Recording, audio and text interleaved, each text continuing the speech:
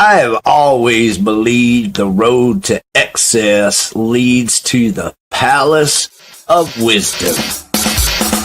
I got it bent all the way over here. Please make your voice be heard. And I'm leaving society to move out to the country and smoke crystal meth with rednecks. Maybe you have a differing opinion than us. Maybe we're completely wrong, and you are the one lone person in the world that is right. That's why you're here tonight. Eventually, me and Dave Jarvis are going to Hollywood. But guess what? Some of us are actually pretty friendly. Yeah, but most of us suck. Fine, upstanding young man. Fine, upstanding young man. Smoke weed.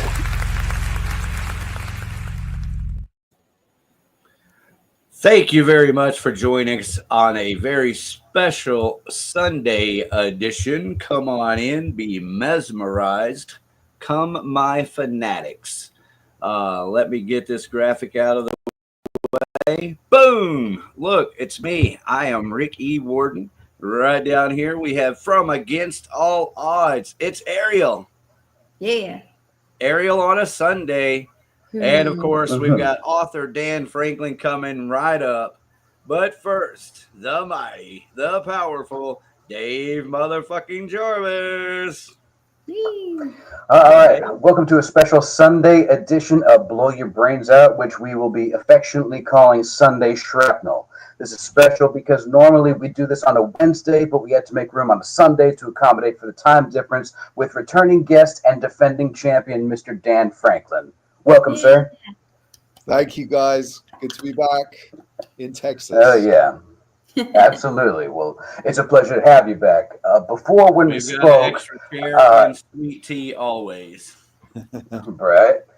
When we spoke, we did not realize that going live at 9 p.m. in Texas was going to murder you at 3 a.m. in England. So much better this time around. Yeah. Thank you. I appreciate it. Yes, sir. Well, welcome back to the show, and thank you for taking our advice. Remember, the last time you were here, we all agreed that you had a very pleasant-sounding voice and that you should do your own audiobooks, and look what you did. You did it, motherfucker. You did it with your own voice. Well done, sir. Thank you.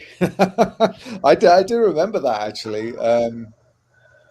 Yeah, you know, when they don't think the book deserves a professional reader, they get the author to do it. So,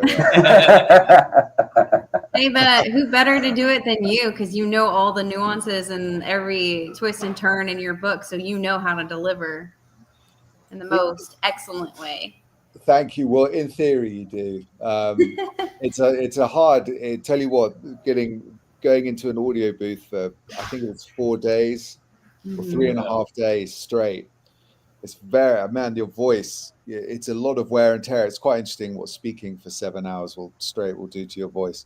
But I'm pleased I did it. Well, we're happy. Dude, if you could do yeah, me too, man. If you could do the narration on some of the videos I watch, I might not get so many dirty looks from my mom, which I know she's dead, but I'm pretty sure she still sees everything. Dan is joining us today to speak about his new book, Come, My Fanatics, A Journey into the World of Electric Wizard. Now, you touched on this subject previously in your last amazing, brilliant book, Heavy, which, for everybody out there, please check out that episode, and please read that book. It's fucking amazing. How metal changes the way we see the world. In fact, I can't do it justice. Ariel, you do it justice. So it took me a while to get through, not because it wasn't a terrible read. It was, in fact, an amazing read. There was just a lot of things that I personally didn't know. It literally takes you through, like, I imagine this whole entire timeline as I was reading your book going on, and I had to pause frequently. I even have like little sticky notes. Well, you probably can't even see my sticky notes. So you can go back. He's actually researched and looked up and just broadened my horizon on things that I never knew. I love this book. I'm gifting it to my one of my bandmates to read next, because I told him, I was like, bruh, you've got to read it. He's going to enjoy it. Thank you very much. But it was just amazing. I'm like 34 years old. There's a lot of history and details in here that happened before me. And a lot of the things during my time of growth that you don't think of. I mean, we just hear the music and we love the music, and I've grown to love this music and a lot of these bands in here. And there's a lot of bands in here that I actually researched and added to some of my playlists because of you. So good book. Thank you. You know, I mean, I think, Leo, looking back on that, and that book came out in spring 2020, you know, you could give anyone that title and that subtitle who listens to metal music or heavy music and say, go and write about this, and everyone would write a completely different book, you know? Mm-hmm. Their own experience. Yeah. And that was it. So it really was really my opportunity to share my experiences and my thoughts and reflections on why I feel so, you know, entranced, compelled by the music. So if it resonates with other people and they find that there's things in there that they want to go away and investigate further, or it sparks, you know, interest in seeking down those connections that I made, then that's amazing to hear, because it is, you can't not write a very subjective book if you're going to go for that kind of thing. So yeah, I'm really pleased to hear that you enjoyed it, and you know that people, and it's, you know, it's mind blowing for me to, you know, I write this. I'm in South England, and you guys are in Texas, and you know, it's a beautiful thing that you can reach people all over with something that you've written in your shed, in your garden, like a lot of that was written.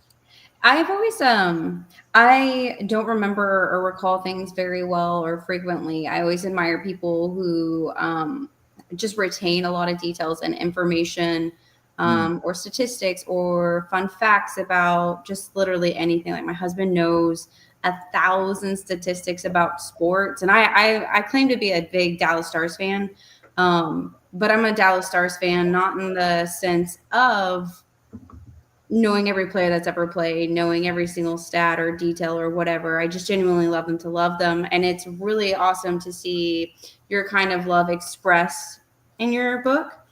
And I greatly admire that, because I can't do that.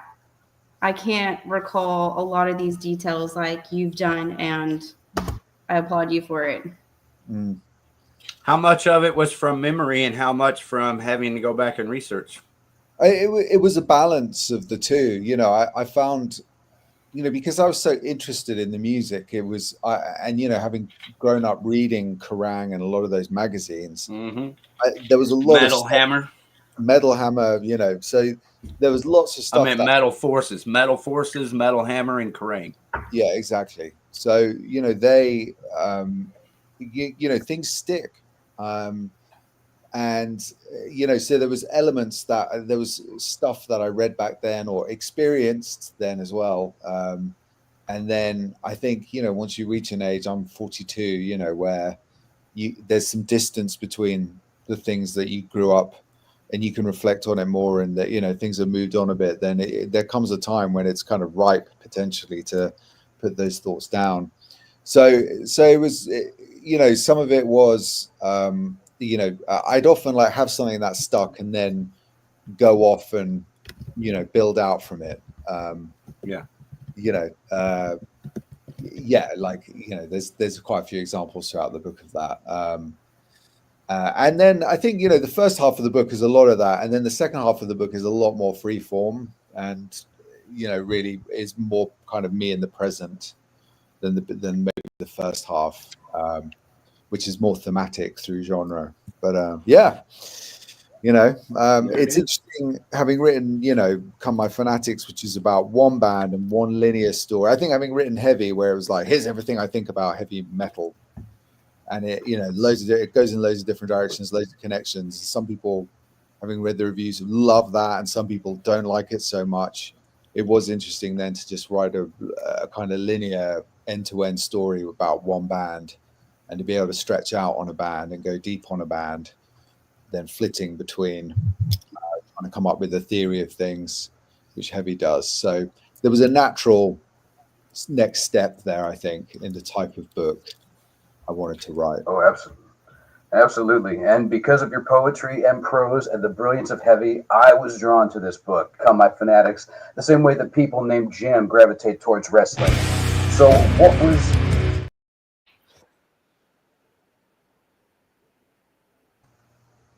And expand upon it. Why did you choose that Electric Wizard over all the other bands that you wrote about in Heavy?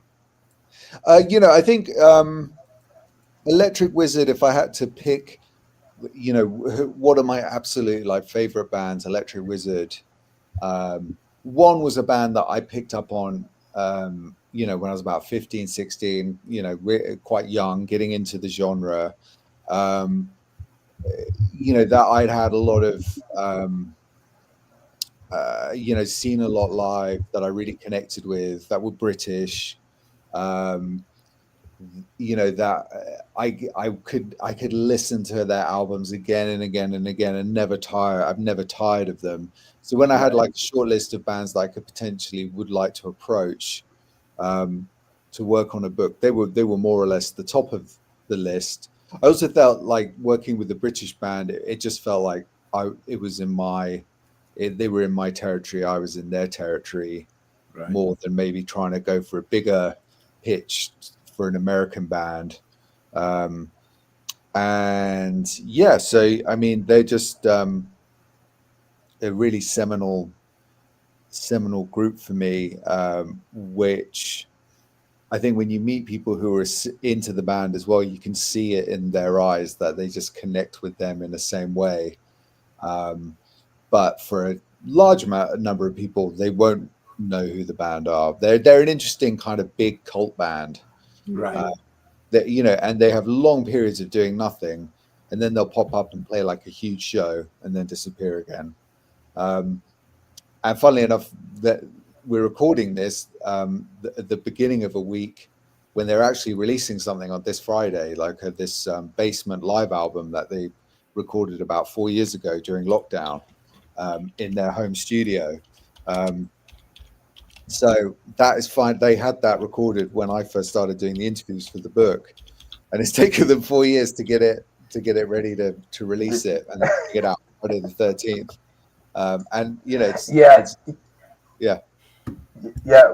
Reading the book, they definitely seemed like easily distracted. Yeah, I think they have a tempo, and it's very slow. And it dictates how they play, and it dictates how they live, for sure. But that's cool because they ended up being one of those rare bands that actually becomes more popular over the years. Mm-hmm. So this book is a lot to do with your relationship with Just, who's the leader of the band. How were y'all able to bond? Was it the acid?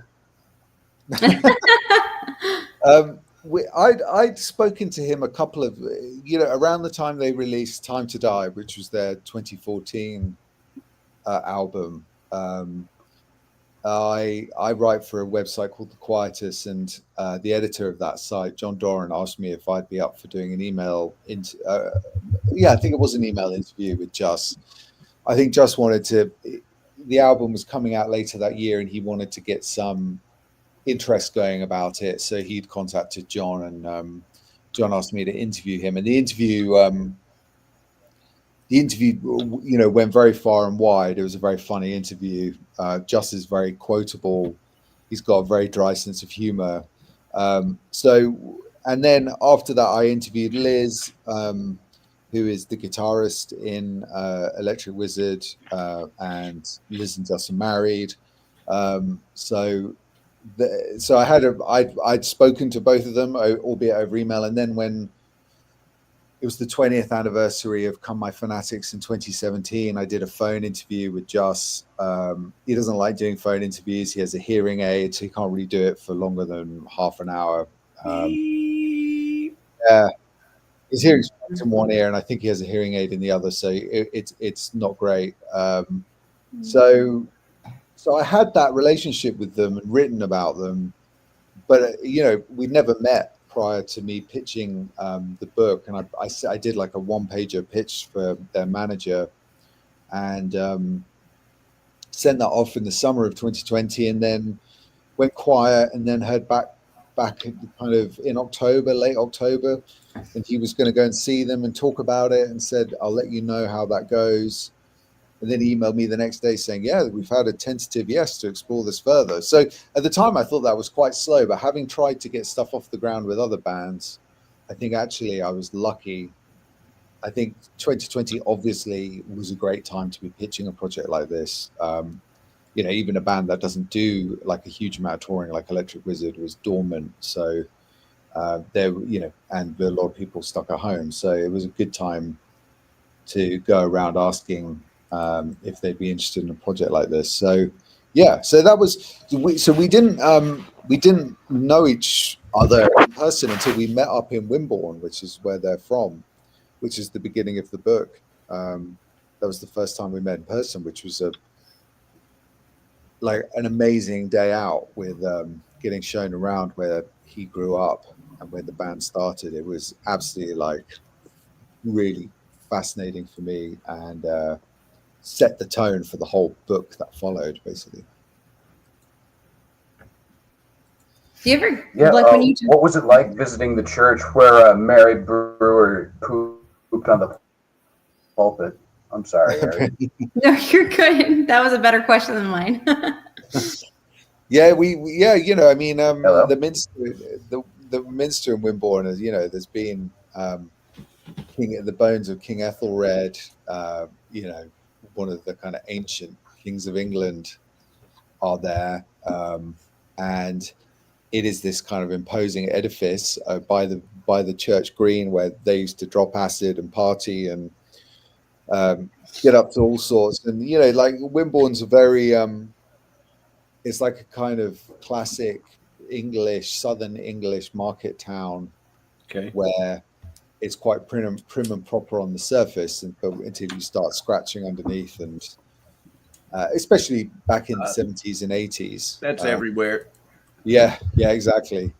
But the 70s and 80s in particular there was a really rough underbelly to the town, and hearing about that. I think the general trajectory for places like that now in the UK is they tend to have got blander, on the surface, even than they were back then, and the rough edges have been smoothed over somewhat. But the town has this kind of history of drug smuggling back from the 18th century, and that route, because it's kind of near the south coast of England, where smugglers used to kind of come ashore, and then contraband would make its way through the underground, quite literally, because it had this network of tunnels underneath it.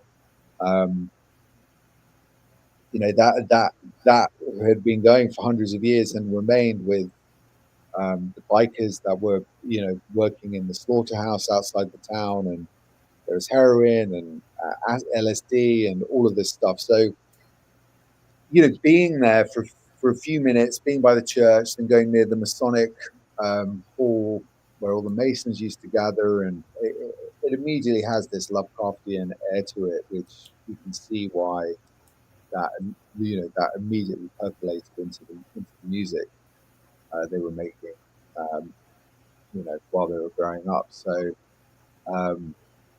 Wimborne is, and then there's the kind of much more overtly magical feel of some of the stuff around the town as well. Rugby rings in particular, this old Iron Age earthwork, which is a very atmospheric place, and where we ended the day when we were doing the tour. So, and then there was this, for me, there was the kind of surreal thing of walking around with Just and Liz. And it's always a bit weird when, you interview or you speak to musicians who you're a big fan of, and you start to form a personal relationship with them. There's that sort of weird, there's a kind of that part of me is always how do I want to know them in a way? I'm a huge fan.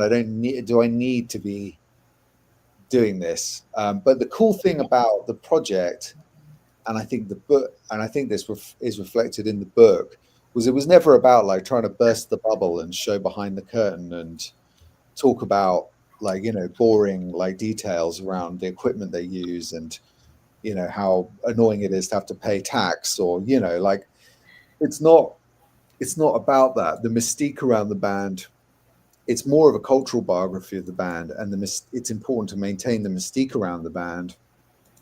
And in a way, I'd say I'm like an acquaintance of theirs. I got on well with them. The project was a success, but I'm not a friend of theirs. You know, Sure. we send the odd message, but we've preserved. I say the cool thing was, I think we preserved that distance, which I'm happy to preserve, and they're certainly happy to preserve. You know. It's funny that you said all that, because I was going to ask you if you get giddy when you talk to these people that you admire and want to learn more about. I'd be freaking out. My heart starts beating fast anytime I want to talk to somebody, and I'm like, oh, even if they don't respond, this is exciting. Yeah, you do get that, and you know, and then there's people who are slightly disappointing, who, you know, you sort of built up, and they're a bit. The cool thing about them is they live up to every expectation. Like the house they live in, this like really secluded farmhouse they live in, which has all this incredible like kind of there's a museum in Cornwall in England, the Boscastle Museum of Witchcraft, and their house is really like that. It's full of artifacts, like occult artifacts. They have a mini library.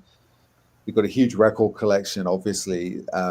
So, and then they've got the band set up in the front room. The walls are like 3 feet thick, so they can like play in there and not get disturbed. But their nearest neighbor's like across the valley, sheep farmer. So, you know, and they're on the moor in Devon, and it's just, you know, the whole, you know, yeah. So you're walking into their world essentially. You're not like walking into some kind of regular house, and it's like, and they're, you know, I was talking to David Keenan, who's a writer who wrote a book about Coil, and he said, you know, they'd sit around in their underwear watching Ready Steady Cook, which is like a British, you know, cookery program, and how disappointing that was for a band like from with an industrial music background. Like their day-to-day existence was just really boring, bland. Yeah. Like somebody else had a different perspective of what their day-to-day would be like. Yeah. Like there was, you know, it was very much like, you know, they that's the thing. They don't have a persona, like this really misanthropic persona, but it is there, you know, that it is consistent. And there are a couple of times, you know, I was more or less welcome all the time, but there's a couple of times I think that just was kind of like, yeah, time to go. Yeah, time to go. We just talk on the phone. Like, this is you're invading my space now. Yeah, it was like, I want to be listening to Budgie, you know. I'm kind of done. You know. That's funny. Yeah, but it shows that they're real people. I mean, I feel like we do have an idea of what we expect some individuals to be like. Yeah. I think that's all of us. Well, that's what's really cool about Come My Fanatics is that you basically preserve kayfabe. You know, you don't, when you grow up loving The Undertaker, you don't necessarily want to meet Mark Calloway. So that's cool. Good on you. The legend grows because of you, Mr. Franklin. Now, one thing that was very prevalent in this book is it made me really want to do acid, even though I've only done acid once, but they do a lot of acid in this book. What are your views on what are your views on acid, Mr. Franklin? I've never done acid. I've done magic, you know, done magic mushrooms back in my day, but I was always too worried about getting basically cracking the jar to, you know, putting a crack in reality and not being able to come back basically. Oh, I got you. I had a girlfriend actually. My It's first girlfriend. legitimate concern. Yeah, she said her dad had done acid once and had, this is when I was like 14, and was having flashbacks for 15 years. I was like, dude, that doesn't sound like much fun. I think I'll pass. I had friends who dabbled, but Yeah, the number one rule is make sure a friend has already experienced it before you and can describe that it's okay, and you're like, all right. Have a journeyman on your traveling. Well, otherwise you may not know what the fuck you're getting. You're taking somebody's word for it. Yeah. But the Electric Wizard guys, they were dropping acid and trying to induce bad trips. That's how. Oh my goodness. I've personally never done acid myself. I'm pretty straight laced. The worst thing that I do is drink alcohol, and I think that's good enough for me because I am a very I'm a hyperactive person. I shouldn't be allowed to do other things. I would make excellent Jello shots. I do. Jello shots are like my jam. I don't like eating Jello shots. Jello is very weird to me. Right. But I love making them and then dispensing them to people. They're like, watching us make the mess. Yes. That was the interesting part of the night. We had a show the other night, and Ariel brought a whole ice chest full of Jello shots. Nice. Is watching all the people like make a mess getting the Jello shot out with their finger, their tongue. It's like they were doing acid trying to get the Jello out with their tongues. Well, and my Jello shots, they don't really taste really strong, but they'll hit you. There's a trick to them, but I just lined them up on stage for everybody to take. It was Dave's idea. I was like, hey, you should just line them up. And I was like, oh. That's a nice idea. Yeah. Come and take them. Yeah. Get close to the stage. And that's all I had all night. I was buzzed. Yeah, so sadly, no, we didn't drop acid together. Smart man. Okay, it's a great question. Smart man. But no, those would have been the guys to trust. I mean, you can see. But he just said they were intentionally trying to go on bad trips. Well, then see, you know at that point how much is too much. Well, no, I don't know. Whatever serves you well, brother. You know how it is. Dan would need a friend that would take him on a journey that did not go on a bad. And then drive me 3.5 hours home, which is what I had to do. Oh my Atlanta. Oh shit. Yeah, that's never supposed to be part of the plan. No. Like the interesting thing, so Just does still smoke a lot of weed, and that was and that was the case seeing him for these bongs throughout the day, and then and a lot of cups of tea. That was really where we were at. Man, sounds like a delicious time. I really enjoyed hanging out with them dudes. Yeah, it was pretty chill.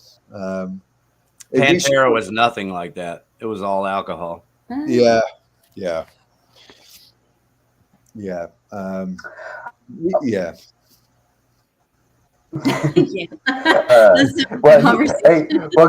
back on track. So you say in the book, Sir Richard Glynn is preparing his disciples for an apocalypse event in 2050. Yeah.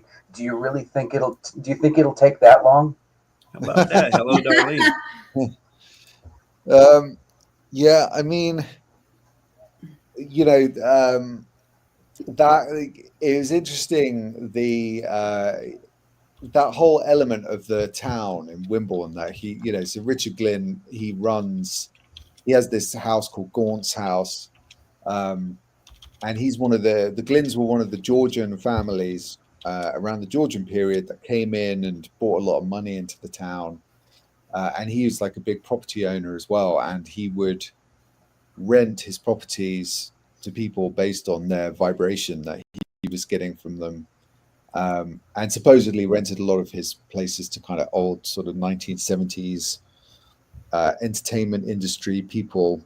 And he used to stop Electric Wizard in the street and say, "Why do you always wear black? Why do you wear pastel colors? That's much better for your vibration." And the story in the book is that they were rehearsing at a squat party or playing at a squat party a mile or so out from Richard Glynn's house, and he turned up in a full suit of armor to turn it down. with a sword and all of that stuff. So, you know, I mean, Hilarious. how true Chivalry. that is. But yeah, like, and then supposedly it's a kind of commune where they're offering like alternative therapies, and but the Daily Mail newspaper over here had this expose saying that he was running a kind of low-key apocalypse cult. I'm sure if it's not in if we're not there by 2050, he'll schedule it for 2075 or yeah, I kind of. I mean, the apocalypse is interesting in you know, because Funeralopolis, you know, a lot of Electric Wizard's big songs are, you know, the key line in that is nuclear warheads ready to strike. This world is so fucked. Let's end it tonight.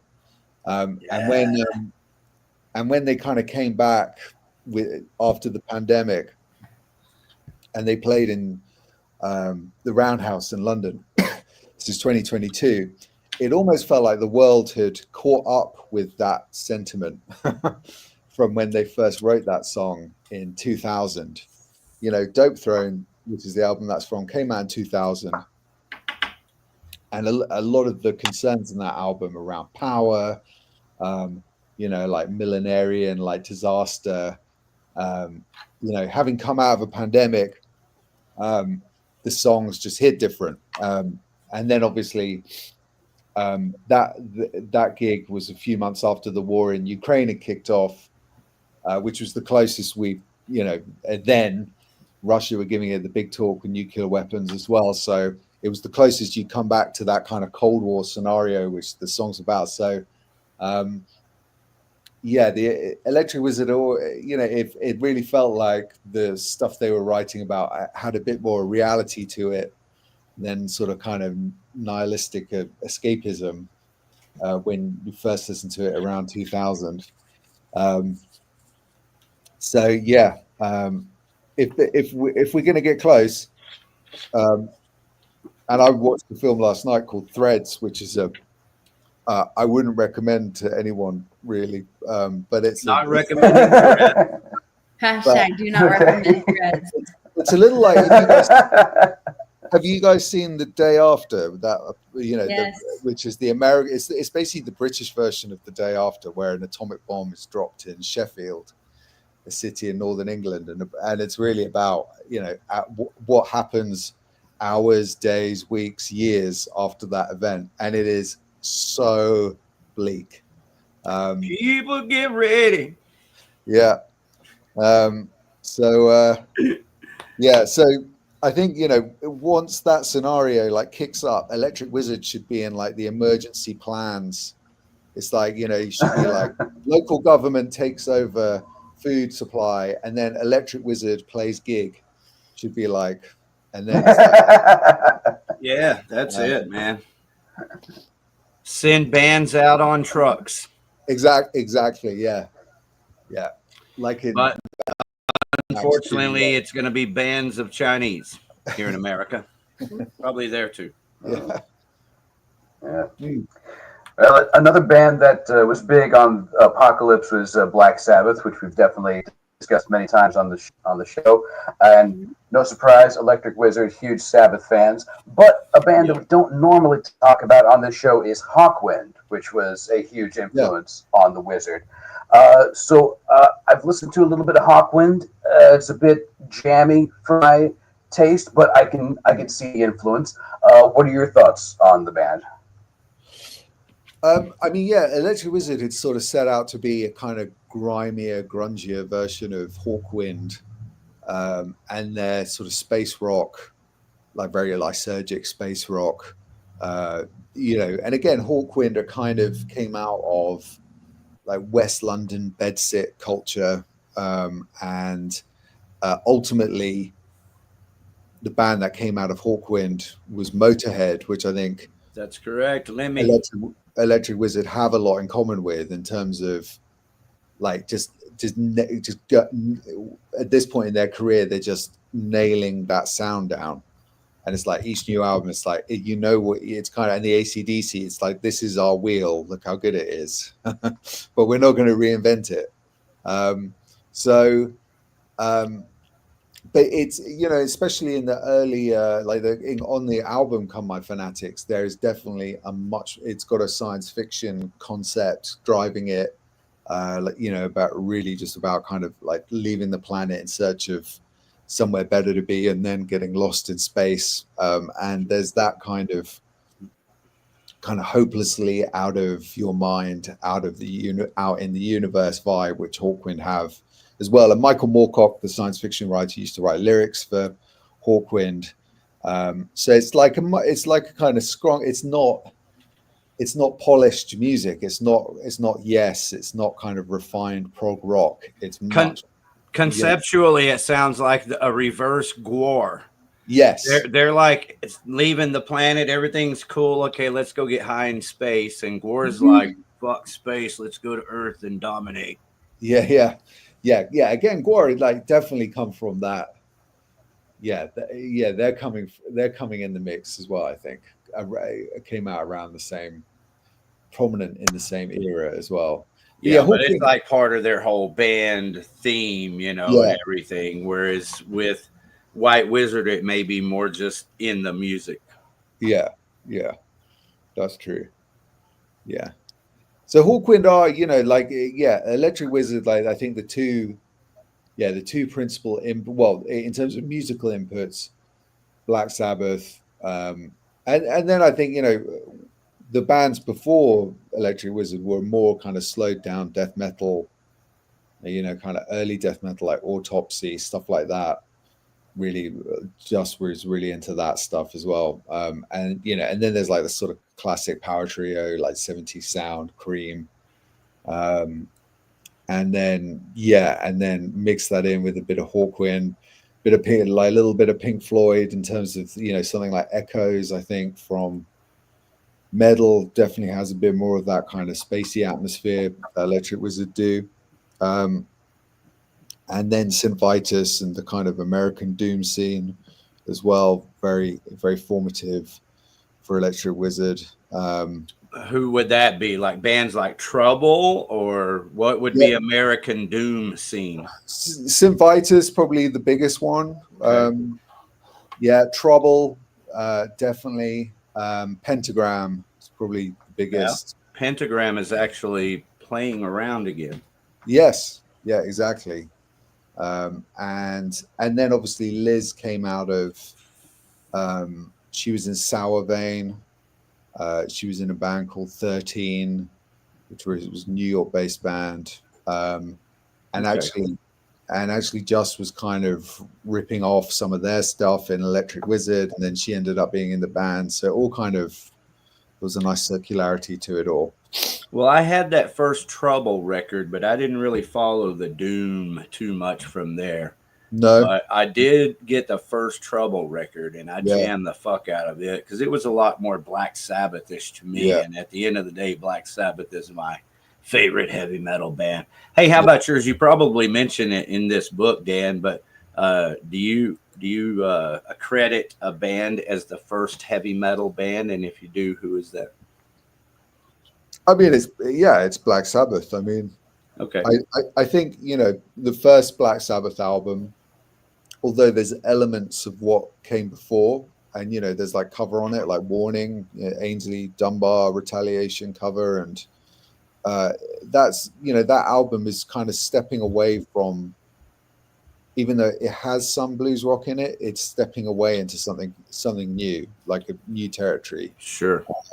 I've heard some people say, you know, the Beatles, Helter Skelter, She's So Heavy, you know, that kind of era of the Beatles, you know, Dazed and Confused, Led Zeppelin, maybe even some Cream. There's a huge number of cool bands that sort of came out in the very early 70s. Lucifer's Friend, Dust, which featured one of the Ramones. You know, these guys who are really kind of getting heavy with that sound and looser with that sound. That proto metal sound. But yeah, I mean, Black Sabbath is ground zero. You know, I really feel like they were channeling something with that album. Yeah, for sure. As well.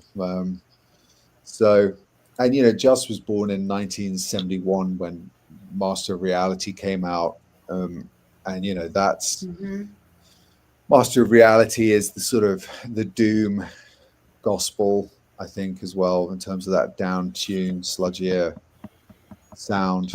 Um, so yeah. We Sold Our Souls for Rock and Roll was the record that everybody had in their collection way back in the 70s. Yeah. But I was very fortunate to grow up in a house that had all the records in the collection, and just Black Sabbath, like you said, they did something that, you know, different that no one else did. Yeah, and you know, they recorded that album in a day or 2 days, you know, on the road, going to Germany or wherever they're going, you know, or coming back from Germany. I can't remember the exact story, but it's phenomenal what they did. How did they do it? I mean, did they have stuff? I mean, because usually you drop by in a studio, especially then. I mean, would they just pop in? Well, they, you know, at that point they'd been playing in the Cavern, not the Cavern. Is the Cavern the venue in Hamburg where the Beatles played? Yeah, I'm not the person to ask. Black Sabbath. Geezer Butler's book's really good, actually. I read that, and I got to interview him as well. Talk about Excellent. talking to someone like amazing, like and he, you know, and that in the book he writes about how they were basically playing like 7 45-minute sets a day, something like that. Mm-hmm. Says it was recorded in a single 12-hour session on October 16th, 79. Yeah. Released in 70. I'm looking for the studio. Yeah.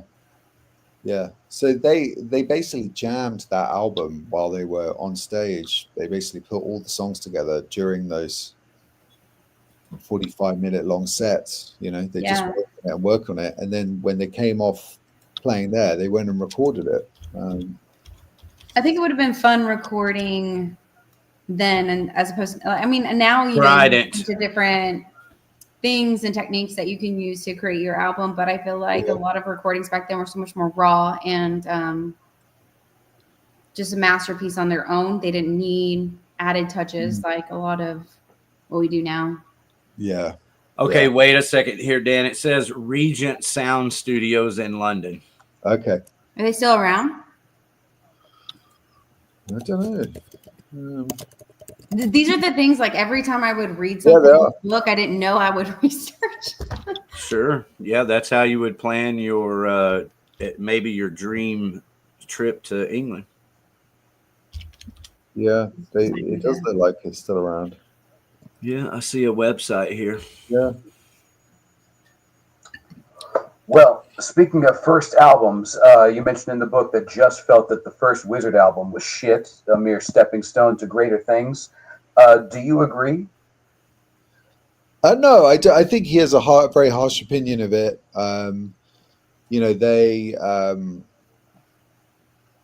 were working. So, you know, the Electric Wizard were released on the Rise Above label, and Rise Above was, you know, run and owned by Lee Dorian from Cathedral, which is a very prominent doom band. Lee Dorian was in Napalm Death, and then he left Napalm Death and formed Cathedral. And I think they used the same, Electric Wizard used the same producer that Cathedral was using, and then they used the same cover artist as well. And I mean, just particularly hates the cover of that album, the first Electric Wizard album. It has that sort of flying dolphins and weird psychedelic stuff on it, which is not really in keeping with his aesthetic. And the album is not very raw compared to what they did with Come My Fanatics, the album, which is their second album. It's got it sounds a bit more like the New England sort of doom scene. People like you know, what's the name of that band? Yeah, a little bit more in keeping with that sound. So yeah, I think, but I don't think it's as bad as he. It's got some cool stuff on it, particularly the title track. But I just feel like, you know, it's definitely a case that it wasn't as fully realized, or like talking about like technical stuff in the studio, like Come My Fanatics, in their view, is kind of technically inept, which is what gives it a lot of its power and a lot of the kind of very unique sound it has. And sometimes you can capture lightning in a bottle when it comes to, when it comes to doing things the wrong way, which with that one, whereas some do. If you talk about a band like Solitude Eternus, Texan band, they had a more kind of reverby, polished sort of doom sound, still very powerful. Yeah. And the first Electric Wizard album sounds a bit more like that. There we go. There's the cover there. There it is. Which is, you should have seen some of those first Pantera record covers. Yeah. Thank you for bringing up Solitude Eternus. They're fucking killer, right? Yeah, they're great. I honestly think though artists are going to be way harder on what they put out there than most people, because you're never going to like what you put out, right? You're always going to be like, oh, this could be better, or you have different opinions. You think more, you could do more, you could always do more, right? So I can kind of see his perspective. Yeah, exactly. Absolutely. But I also gotta give respect to a band that doesn't go full bore on their first album and like has room to grow, as opposed to say your first album is Appetite for Destruction, and it's like, where can you go butt down at that point? Yeah. True. I happen to love the Guns N' Roses, even Chinese Democracy, so might give it another spin. What do you think of that strategy where you don't go full bore on your first album and you allow yourself to grow the way that Electric Wizard did?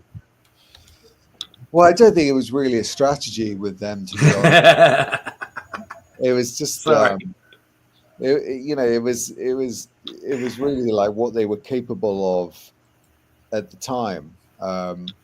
He has a weird, the album that came after Come My Fanatics, there was an EP called Super Coven, and then there's Dope Throne.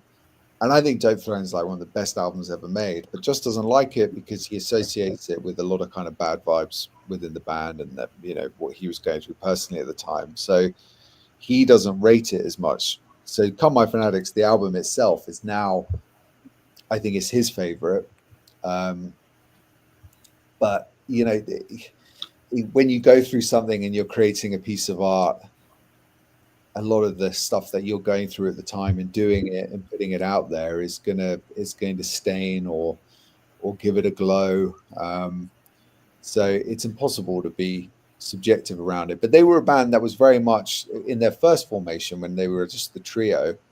They were constantly battling with reality, and this is the big theme of the first third of the book is, they had shitty jobs. There were mishaps and, like doing acid and like cycling into a tree and breaking a collarbone. Oh my God. Like their drummer Mark did, and then having it set, but then it getting set the wrong way, and then having to get it reset. And then, all this time, Just was working as a carpet fitter and sliced off the tip of his finger like Tony Iommi, and then glued it back on. Proud moment. Just so you know, it rots off. By the way, I've sliced the tip of my finger off before, and I glued it back on, and it just rots off. And I still don't have feeling in the tip. There you go. So you've done as well. You've had the Tony Iommi injury as well. That's great. Are you a guitarist, Ariel? I play, but I don't play on stage. I just do vocals. Okay. I cannot do both at the same time. I'm not that talented. Okay. I wish. So you haven't put that. Yeah. Anyway, so it's like, it doesn't matter. Yeah. But there's this whole kind of like gritty, like this minor run-ins with the law and just trying to make things happen, but constantly fighting against, their day-to-day lives. That was really what that was. And so, moving from album to album, but there's a magic about the music that they put out then. But they can't look back on it, like with any degree of objectivity about whether it's good or bad, because it's so tied up with those, how difficult it was, around then. And they had a bad reputation. They had a bad reputation for missing gigs, for being chaotic, for being completely unpredictable. So whereas the later iteration of the band, as they are now, are very like consistent and reliable, and in a way maybe have built the reputation that they have now in a more significant way than the early version of the band. But a lot of people talk about it because a lot of people didn't experience it. Yeah. Like going to see the Sex Pistols, and that gig they played in Manchester, where you had everyone who went on to form Joy Division, Happy Mondays, like all the kind of Morrissey was there, all the key players in the Manchester music scene turning up to one gig. It's a little bit like that with Electric Wizard, where very few people got to see them, and I think so there's sort of a nostalgia there for that, but the reality wasn't great. But it's America was massively important because they did kind of 3 tours of America in quick succession over a 2-year period, 2000 to 2002, where on the one hand, they played LA, and everyone is there. Glenn Danzig's there, Anthony Kiedis is there, Josh Homme's there. Everyone came out to see this weird English band in Hollywood. And they were like, and they did that first tour and they were top of the game. Then they went back and had like really bad tours.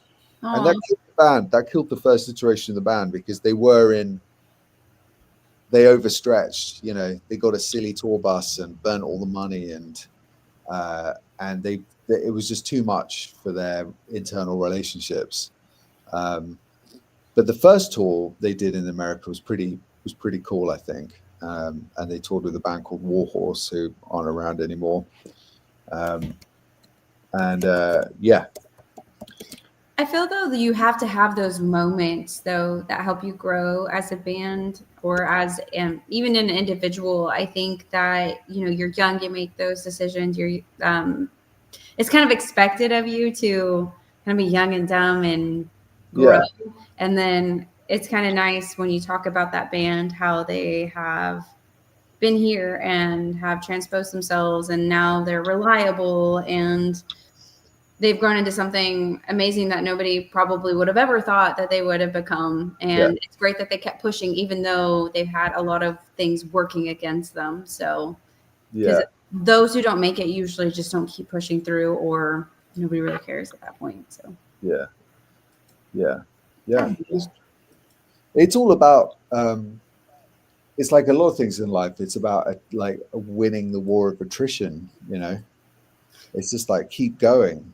Like when the first lineup of the band imploded in 2003, there was every reason not to continue with it. But just, I think, really he would have potentially started another project, but he just resurrected Mark II as the Wizard, really, in the kind of great tradition of the, crap rock bands that have 2 kind of versions of themselves. And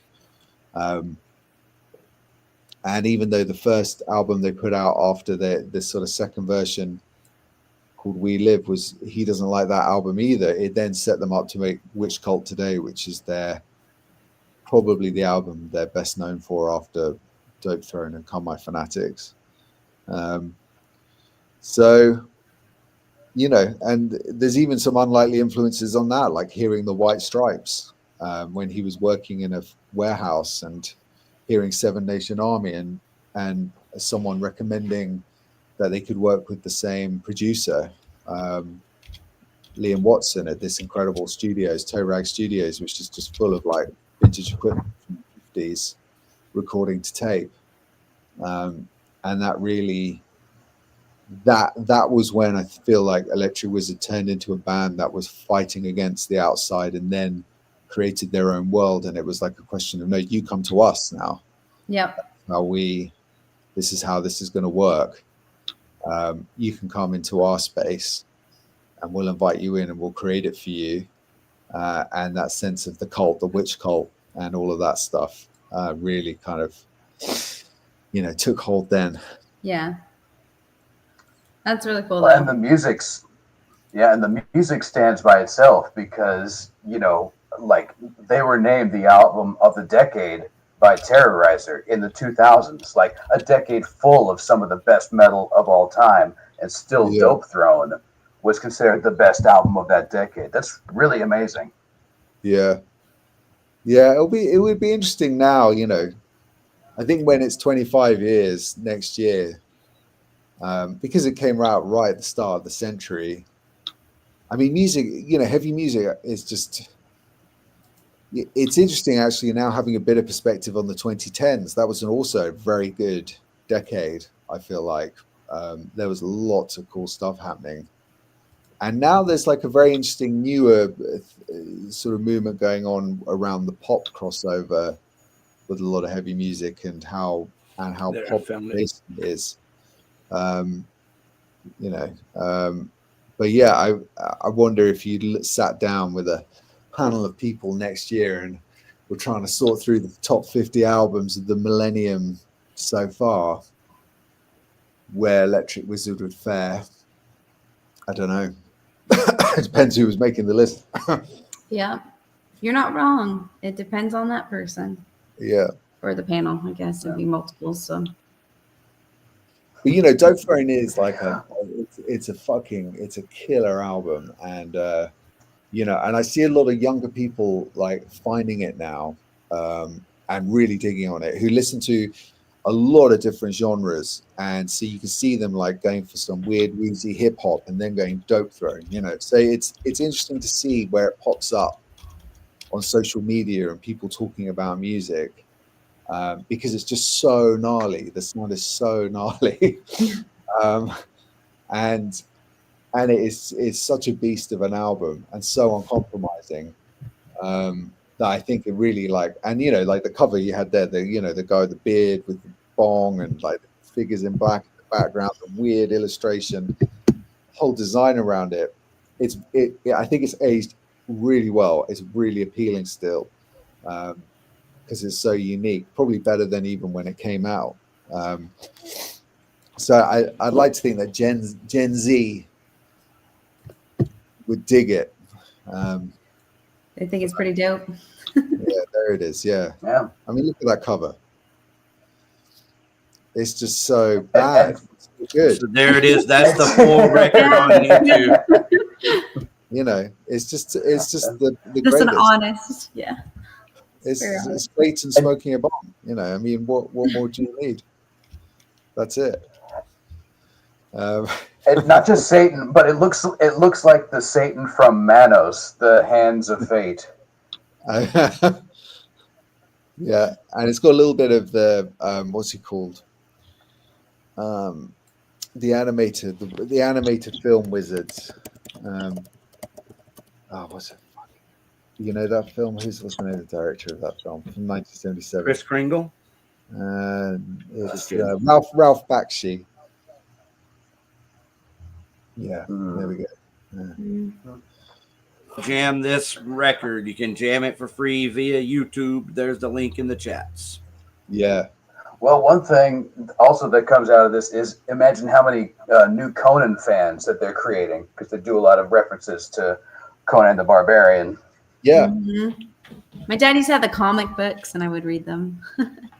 Yeah, and one of the things I did was read some of the original Robert E. Howard stories that were in Weird Tales magazine prior to the comic books. I guess the comic books.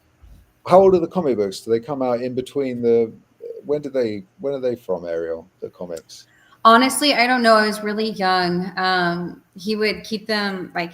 Both my parents had stashes of their old reads in a coffee table in our living room. Like I remember the doors, like pulling out like chest of drawers, like opening them and then grabbing them and reading all of them because they had like the old X-Men. But I couldn't tell you the year, to be honest. I think it's like the 50s they started. Yeah, like because the Robert E. Howard stories were in like the 1930s.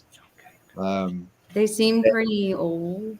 Yeah, and then the 50s, and then the film, obviously the 80s, and then it's definitely like they sampled the film on a song called Barbarian on Dope Throne. And just where, oh, that's a nice cat. Kitty. The theme of that album, and it kind of plays in with the Conan. Conan is a slave who becomes a king. So Conan just fits with the wizard mythology at that point, where it's kind of like, how are you going to rise up and crush everyone who's enslaving you in the system? That's definitely Crush the enemy. yeah, and it's definitely like, the recurring line in that song is, you think you're civilized, but you don't understand. It's about the hypocrisy that underlies everyone, Hey. A lot of truth. Yeah. So Conan and also it was cool reading Robert E. Howard and reading about King Kull as well, and that whole mythology as well that he created around that. He was a really good writer, a good find. Before he went crazy. Well, yeah. Well, he just got a bit. I think he couldn't really deal with it, and eventually shot himself. So He was too smart for his own good, was he?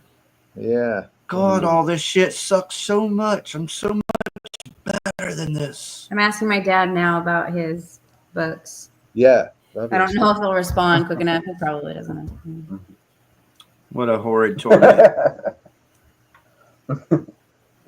Well, another thing that goes into any band that has a bit of lore attached to them, you got the music, you got the influences, but also you have your outside influences such as TV and movies. And so I'm wondering, do you think a band like Electric Wizard could exist without Gen video nasties? Not really. It's maybe some Hanna-Barbera. Yeah. Yeah, it's such a big part of what they were like. They used to be like video nasty. Well, so in the 80s in the UK, there were a load of films that were banned that sort of circulated on VHS copies. They had market stalls, and there was a sweet shop where people used to rent videos, and the guy had under the counter video nasty stuff. And they used to be basically like kids who set up like a pool of people who'd like share the videos, so they'd all watch the same VHS a million times, and that really fed into everything they were about. And so specifically, early Wes Craven films and but particularly like the European cinema, exploitation cinema of Jess Franco. That's a really big part of what the band's about, sort of bad taste, nudity, Satanism, drugs. It all percolated into there.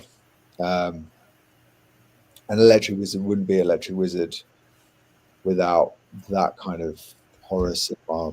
No way. I mean, it's such a big part of their themes and their look and feel and their sound ultimately. It's Cannibal Ferox, I think, is sampled on Return Trip, on Come My Fanatics, and then this second track opens with a sample from a film called The Living Dead in Manchester Morgue, otherwise known as Let Sleeping Corpses Lie.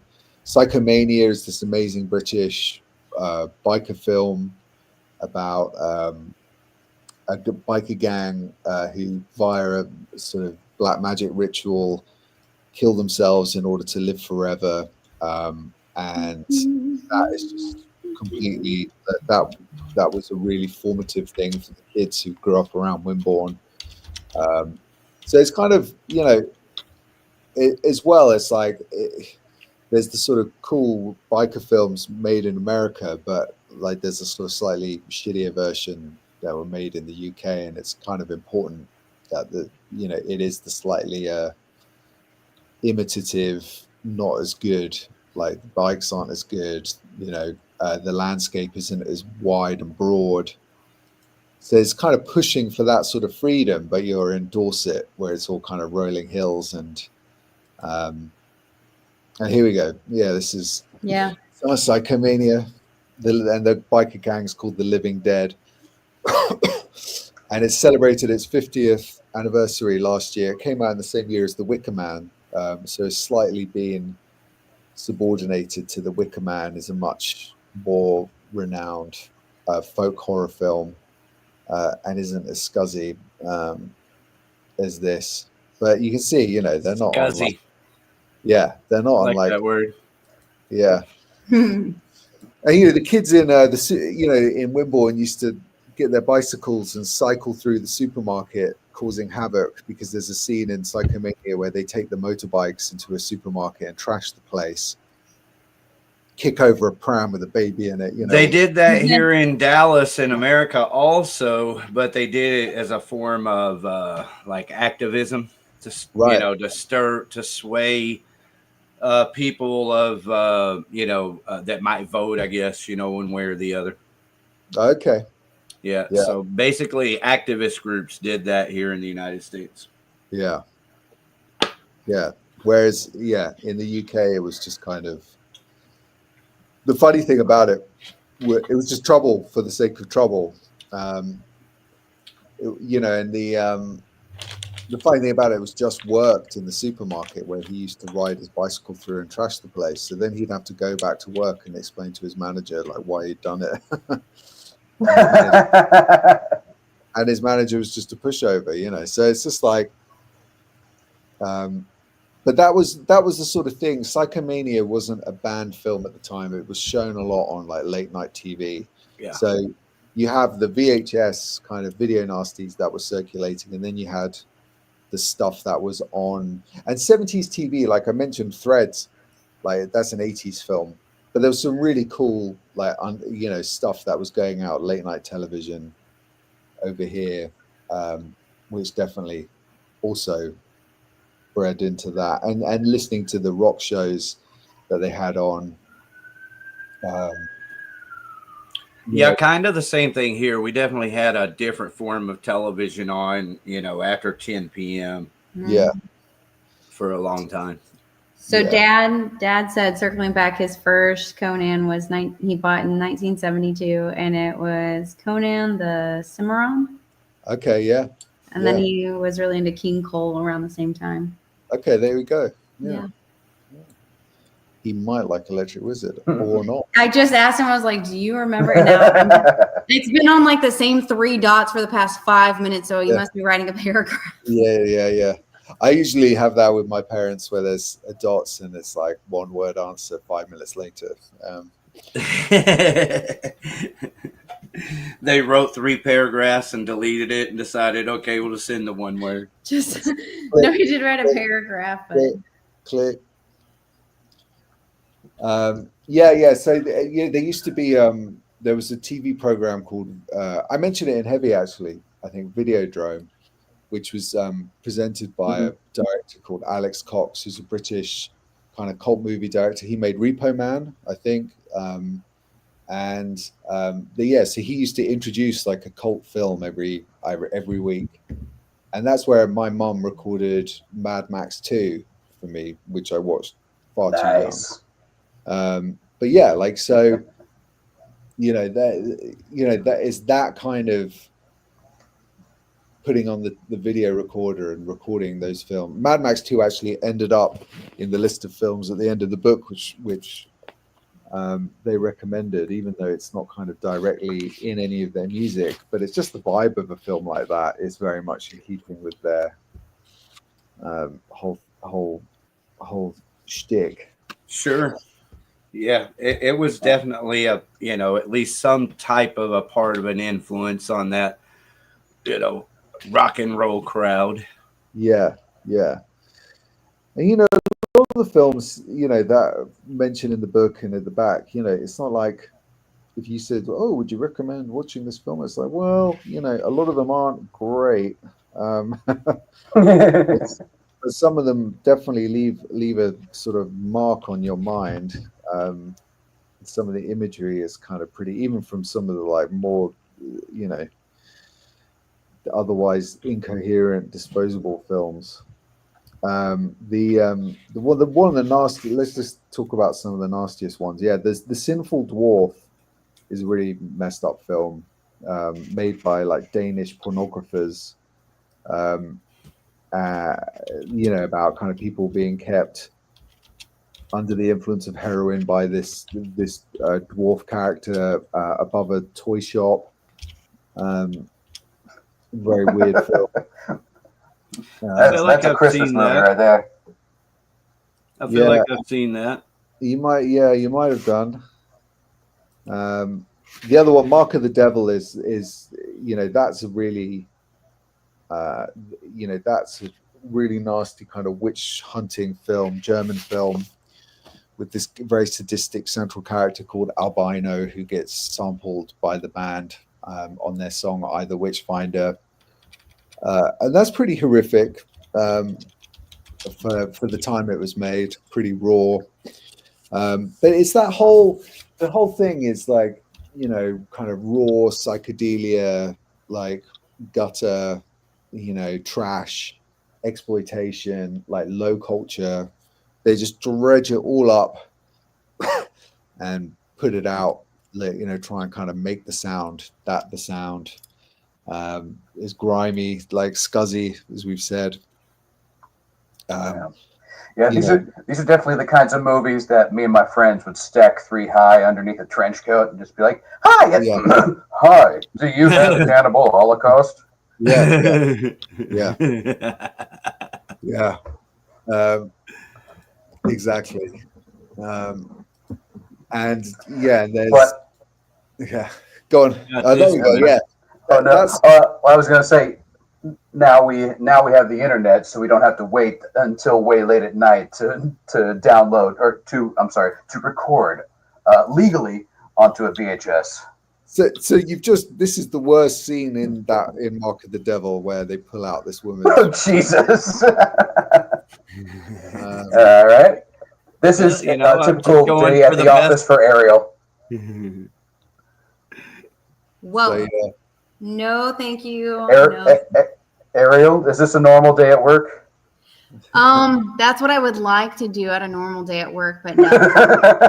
It's amazing how attractive she looks when she's about to get her tongue pulled out. Yeah. They're not even holding her tongue. They're not even doing it right? Not doing it right. My goodness. Come on, people. They had one job. I didn't know they cut bangs back right.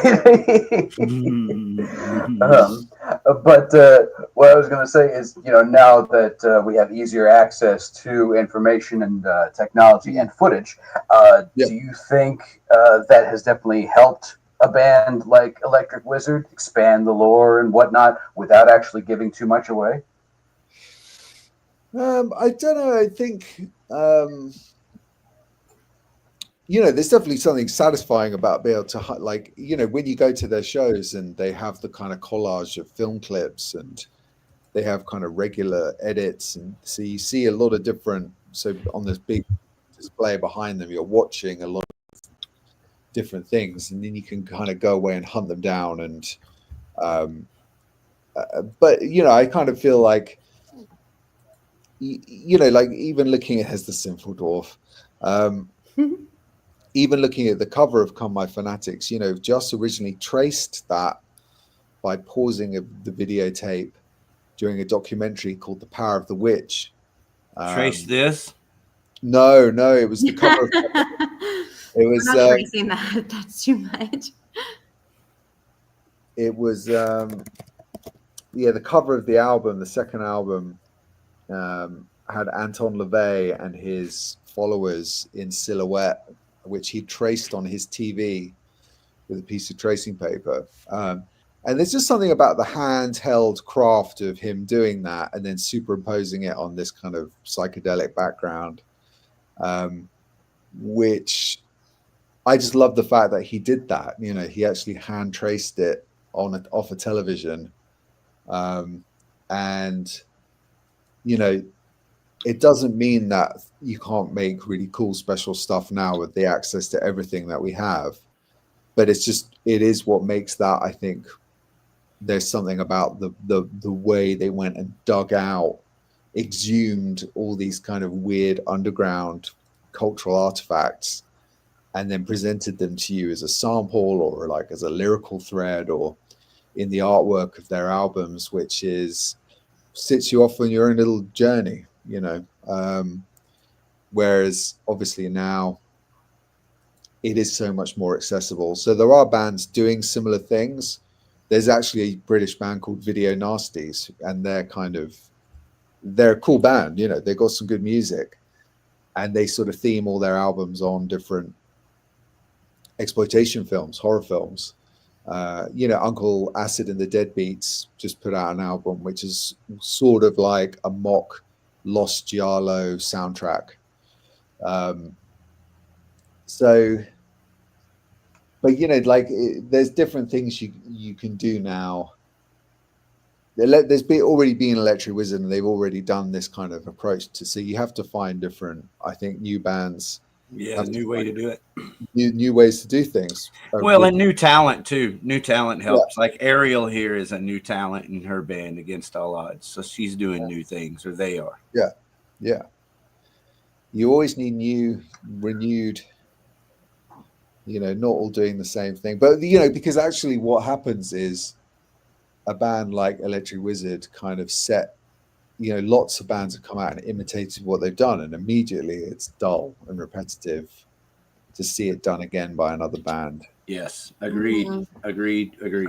And I think, but those people, they like they have those idols, right? And so they want to center their music and stuff around that. But I think it's important to be your own. And a lot of the bands that people love is because they're their own.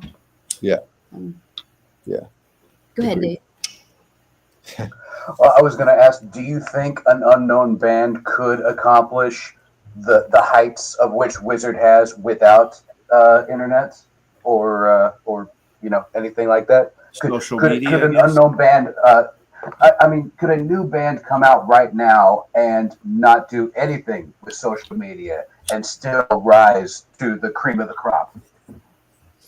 Well, I mean, if they had enough support behind the scenes to enable them to do that, yeah, they could. And I almost feel like that's probably going to be, we'll see that, you know, like if you look at a band like Sleep Token, who don't sound anything like Electric Wizard, but they are on the same label at the moment, funnily enough.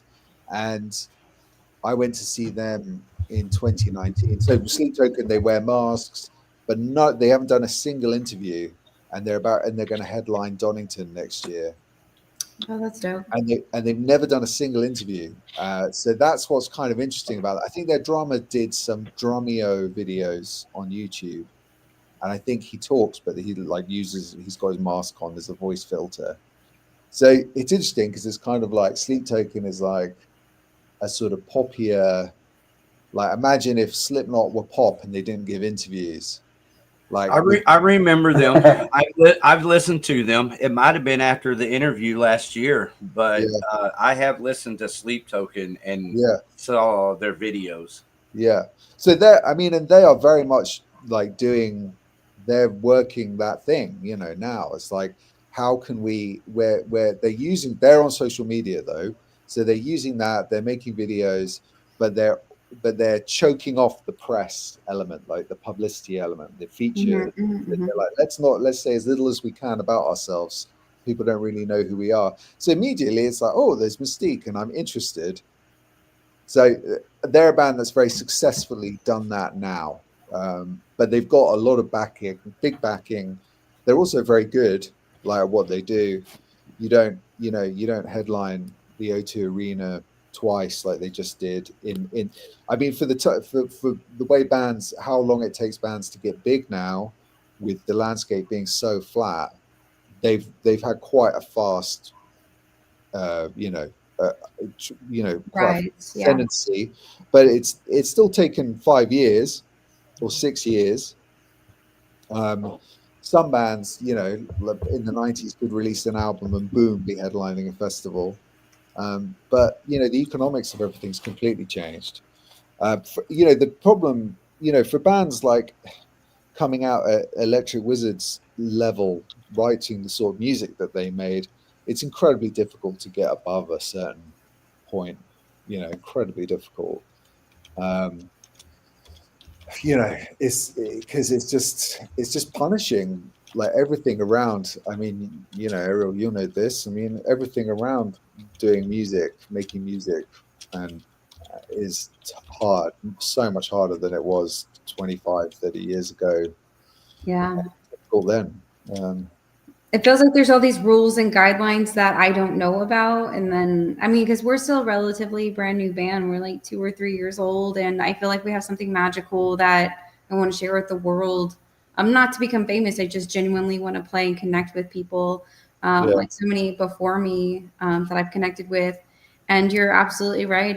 It's a lot harder unless you're poppy or trendy or whatever. Yeah. It's not about the lyrics or you as a band, like what your magic is, I feel like. But I think there's individuals like us that are on this podcast out there that value that. And because of that, I think there's going to be, I think the music scene is cyclic, right? I think there's going to be a comeback in that wave of that magic in the band and not the what's poppy and trendy. Yeah. Hope so, yeah. Fuck yeah. Things move in cycles for sure. You got a gig coming up on December 21st. Yeah, we're headlining Trees, which is super great. It's called Unsilent Night, celebrating women in metal. So it's going to be all local bands that have female-fronted vocals. Oh, cool. So Waiting Abigail and Moonfallen, this is going to be their first show out together, and they've all released new music. Among the Fallen's been out for a hot minute. Anna is a really great vocalist. She has a very good range. They're about to release new music. From then on, Devin is their new vocalist, and they just released a new song. And then there's us. We're about to drop our album finally, and then we just released our Christmas song. So it's going to be a really great night with really great music and great people. It's probably going to be chaotic. It's probably not going to run like we think it's going to run. But I've never played Trees, and I've seen many bands pass through at that stage that have made it big, and I'm really excited to set feet on that stage. Yeah. Many others have passed. We are. What sort of capacity is Trees? Say that one more time. What sort of capacity is it? How many people can you get in there in the venue? A couple of thousand for sure. Oh, wow. So it's big.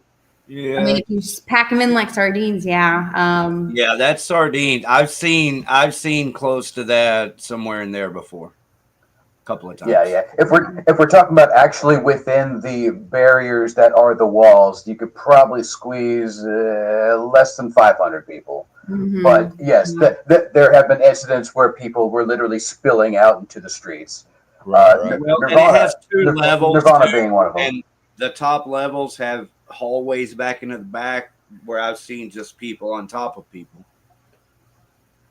Yeah, so it should be a great night. Cool. Yeah, Trees is the venue where you saw Kurt Cobain jump into the audience and come back and ding the sound guy in the face with a guitar. That was at Trees. And there was a fine, they got kicked out, and And that sound guy is still a Deep Ellum legend. You can go down and see him at Reno's anytime, sitting under the picture of Mike Scott, the guitar player for Rigor Mortis and Ministry. Reno's is a fun place to play. Yeah. Rest in peace, Mike. I just wish the parking was better. And they only offer like one band member like free parking. Well, bro, parking's like $20 to $30 a car. Yes. You know that street behind it, English? It used to all be free parking. That was one of the secrets to Deep Ellum.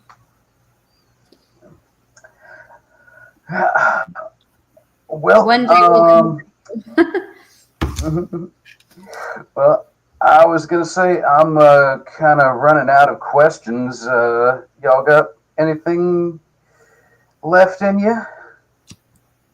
No, I feel like that was really great. Yeah, it's wonderful. But I can tell everybody's yawning and tapping, and y'all probably want to go to sleep. I understand. It's Sunday. Always. Whatever, I'm having a blast. I could ask Dan a million questions. I don't know if we Okay. talked about the local music scene there or the local music scene here. We could recommend a couple of bands for you to listen to, Dan. Yeah, go for it. No. And you could probably do the same for us. You got some local bands there that you've been checking out. Yeah. There's one band I'll recommend to you. All right, Speaking I'm about ready. female-fronted bands, Yes. it's a band called Giant Walker, and they just put a new album out called Silhouettes. They're based. They're some of the members are based in Guildford, which is about a 20-minute drive from me, and their singers from Newcastle, I think. But I think they're based down here, but they play around here a lot, quite locally. I've seen them a couple of times this year. And yeah, their new album Silhouettes has been put out on Church Road Records. Yeah, they're very, very cool band. They got a kind of fantastic musicians, kind of alt metal, heavy rock, kind of with progressive touches, lots of melody, lots of grit. Boom. Yeah, there we go. Oh yeah. So yeah, I'd recommend them from the local scene here. Recommend something to me from your... Yeah, well, other than Against All Odds, because I do recommend Against All Odds. Actually, they're a band that I like every one of their songs. Now, I admit my biasnesses. I do know Ariel. She's a friend. Huh? And so I've been compelled to listen to the songs.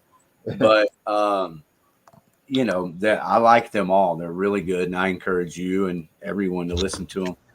Most people that listen to it say it's pretty kick-ass. Cool. I mean, every time we played, we've had really good rapport, which is nice because we always play with the metal scene and we kind of teeter on the edge of metal and hard rock, which is kind of where I like to be. We're not very screamo or anything like that, but we always manage to play with bands that you don't understand what they're saying, but they've got a really good sound.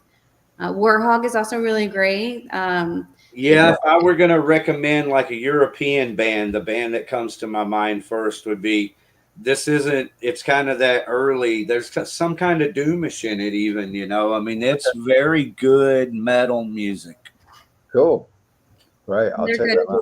Yeah. No, but anyone over in Dallas, any one of those bands that I mentioned earlier on the... Yeah, so sorry for overlooking anyone. Yeah, sorry for overlooking anyone and everyone. We're going to have a Christmas special here.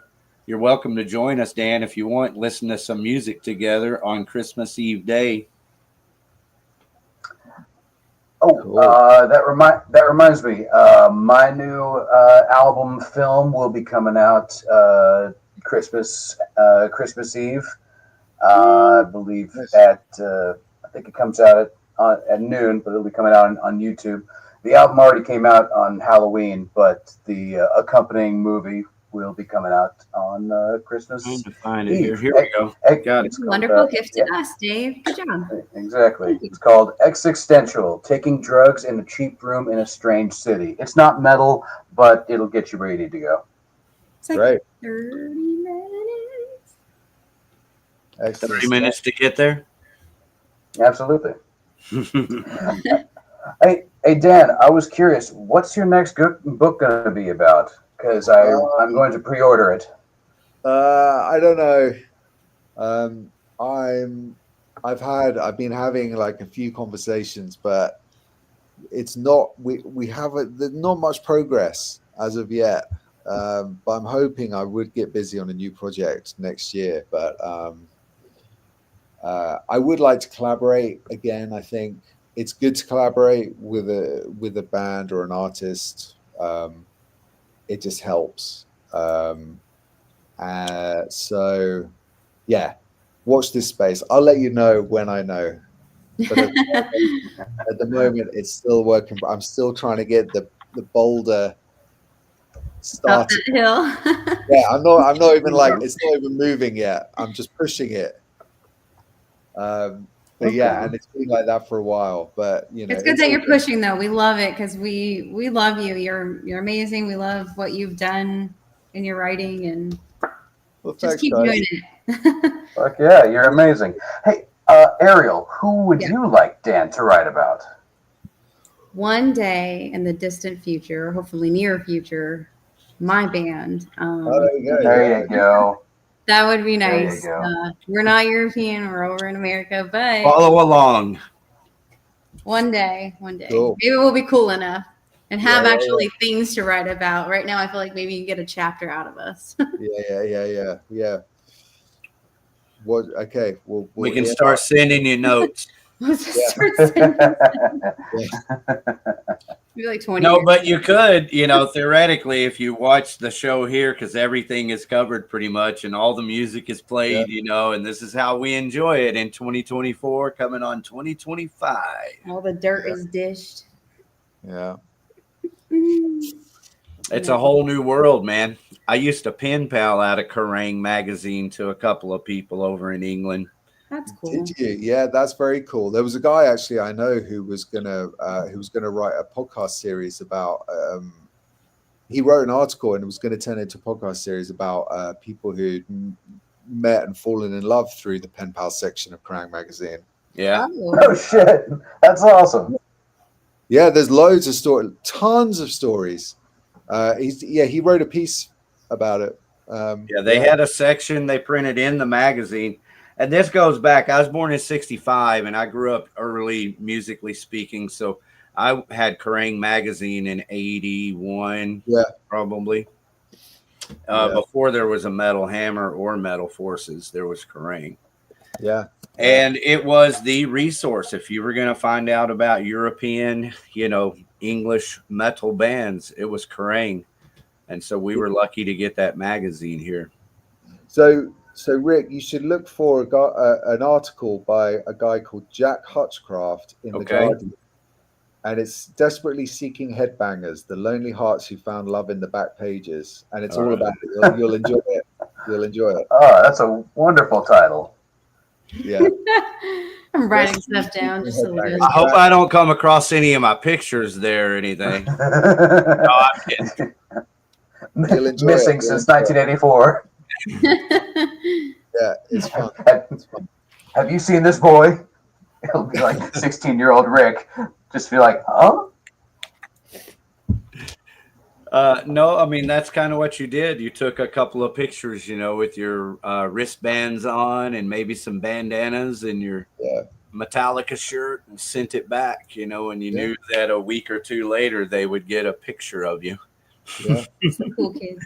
Oh, wait, you had to get it developed first because you were taking the picture on a 110 camera. Yeah. Funny. All right, I need a little more. I've got Desperately Seeking Headbangers. What's the author's name? It's Jack J-A-K Hutchcraft.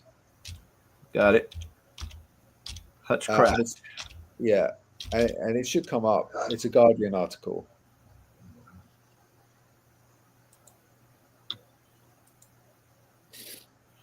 Let's see it. There we go. Yeah, it's got loads of good photos, and they went and tracked down everyone today. So you got the old photos in the magazine and what they're up to today. Good piece. Speaking of magazines, Dave, did you tell Dan about Alex from Scriptorium? I did not.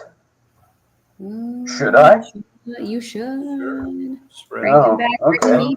Well, for everybody here that's a fan of physical media, a big fan of our show, and we're a big fan of his Scriptorium magazine, Mr. Alex Sanchez.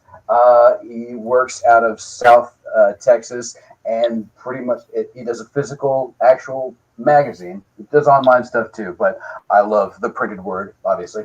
And he just does like doom and speed and just like all the extreme metals that are basically coming out of the south end of Texas, Corpus Christi, Houston, and he's actually turned us on to a lot of bands, and we've contacted him and got a lot of his sources, and then he's come up here to North Texas because it's a long drive between DFW and where is he from? I think he's from Katy. That's a long ass drive. Yeah. So it's really cool that we're, spreading the love of bands both inside Texas and outside to the elsewheres of the world. Right. He's amazing. And Alex is amazing because he actually escaped Fidel Castro's Cuba to promote metal in America. And apparently he's got other staff members that are still in Cuba where it's kind of a crime to be talking about rebellion. Wow. Might be a story there, question mark. Yeah. Okay, cool. Thanks for putting me onto that. All right, this Absolutely. is way super fucking cool. You're seeing the Scriptorium Magazine website on the YouTube channel. And look, there's our logo. Yeah. So that's on his website. That is way cool, Alex. Thank you, brother. Very cool. Love it. Dan, do you have, before you go, do you have like is there one band that you would love to talk to, past or present, to write a book about? That'll work. I mean, I can't really. There are like, There's and probably several, I'm sure. But do you have like there's a few that I'm trying to. I mean, yeah, I'm trying to get some stuff going with behind the scenes. I'm trying to think of any from the past that aren't around anymore. That would have been cool. Can't think. There's a few, yeah. Yeah, there'll be a few. It's not a permanent list. No, You could get a killer story out of Bob Daisley. yeah. Oh, Who You dat? don't recognize the name? Bob Yeah, Daisley was the bass player in the Blizzard of Oz. The name of the band was the Blizzard of Oz. yeah. With one of the world's greatest guitar players. Well, Bob Daisley wrote those songs. He collaborated with Randy Rhoads directly and basically helped him, mature as a guitar player like he did. So Bob Daisley has got all, like, he's the choir boy that has all the insight and dirty information and got fucked over by everybody. Yeah. Wow, just looking at all the bands he was in as well outside of Rainbow, Uriah Heep, Malmsteen. Okay, cool. Thanks for the tip off. He's like, That's why we're here. We're here to entertain and inform. Yeah. Thank you. I'm not gonna lie, it took me like a couple of months to get through this just because I did spin-off research, and I'm not joking about that. I was breezing through. I even dropped it in. I was reading it by a pool, and I dropped it in the pool, and it's like all kind of. Oh, that's nice. Yeah, that's good. Ariel. I know. When it happened, I was like, "Oh my god!" And my husband's like, "What's wrong?" I was like, "I dropped my book," and he goes, "It's just water. It's fine. Just leave it in the sun. It's Texas. It'll be dry in like 30 seconds." He's not wrong. It did dry really quickly. Anyways, but I did a lot of research, so very happy for it. Nice. Love it. Well, Dan, we can't thank you enough for joining us on this lovely Sunday afternoon, Sunday evening for you. Thank you for promoting all your work with us. Thank you for joining us. And then thank you for joining us on, well, let's be honest, this is the 20th anniversary of a very sad day. So thank you for keeping it upbeat on that one. Yeah. Thank you. Thanks, guys. Really appreciate it. You're amazing. We're going to continue to stalk you, so good luck. That's right. Away. I'll do the same. Very good. Everybody go out and check out Come My Fanatics by Dan Franklin. Thank you, Dan. Thank you. Yes, sir. All right, folks. Well, this Wednesday we have Metonic, Decimate, and Black Tie Vendetta joining us on the show. Just want to say thank you all for joining us on this beautiful Sunday. Hopefully Sunday Shrapnel can be more of a thing. I guess we shall see. Closing thoughts, kids? I've enjoyed it. Listen to all the music. Discover bands you've never heard about. They'll appreciate it. Yeah, we are lucky, Dan. I can send you out with that. And in the show, my input would be we really have a lot of good music right here in Dallas, Fort Worth. I'm interested to know, you know, how much good music is in Austin, how much good music is out in California. I mean, there's a lot of good fucking music around right now. Mm. Move over That's to right. Sweden. And we will probe them all. Do you want to hear some Against All Odds? Fuck yeah. All right. Well, with that, Ariel, how do you introduce this song? Just shut up and finish your whiskey, folks.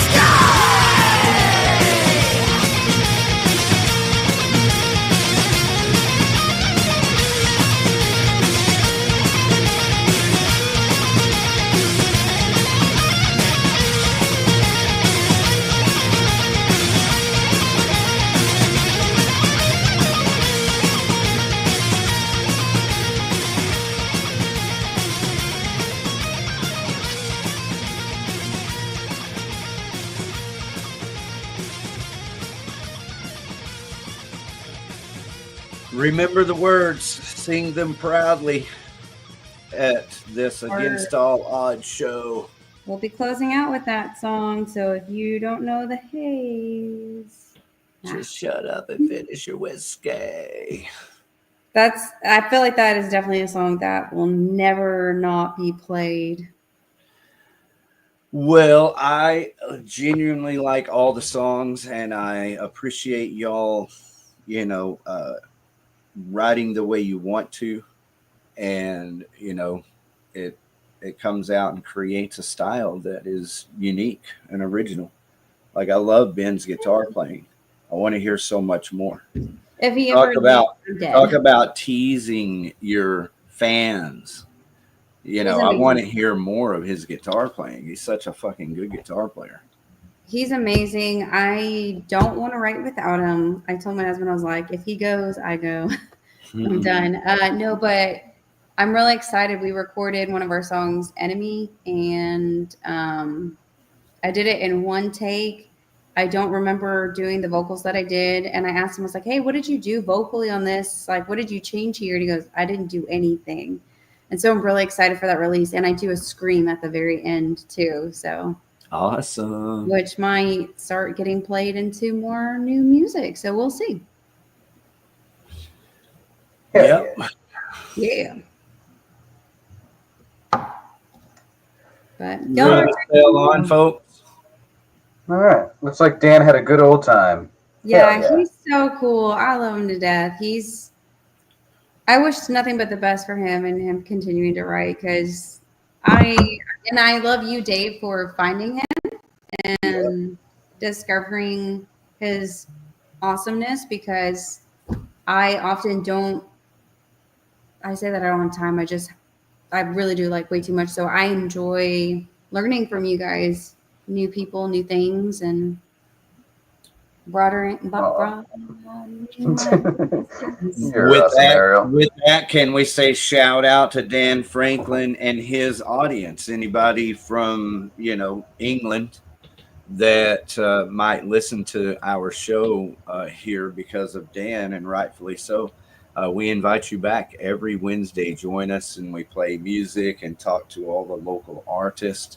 Have a great time doing music. Yeah.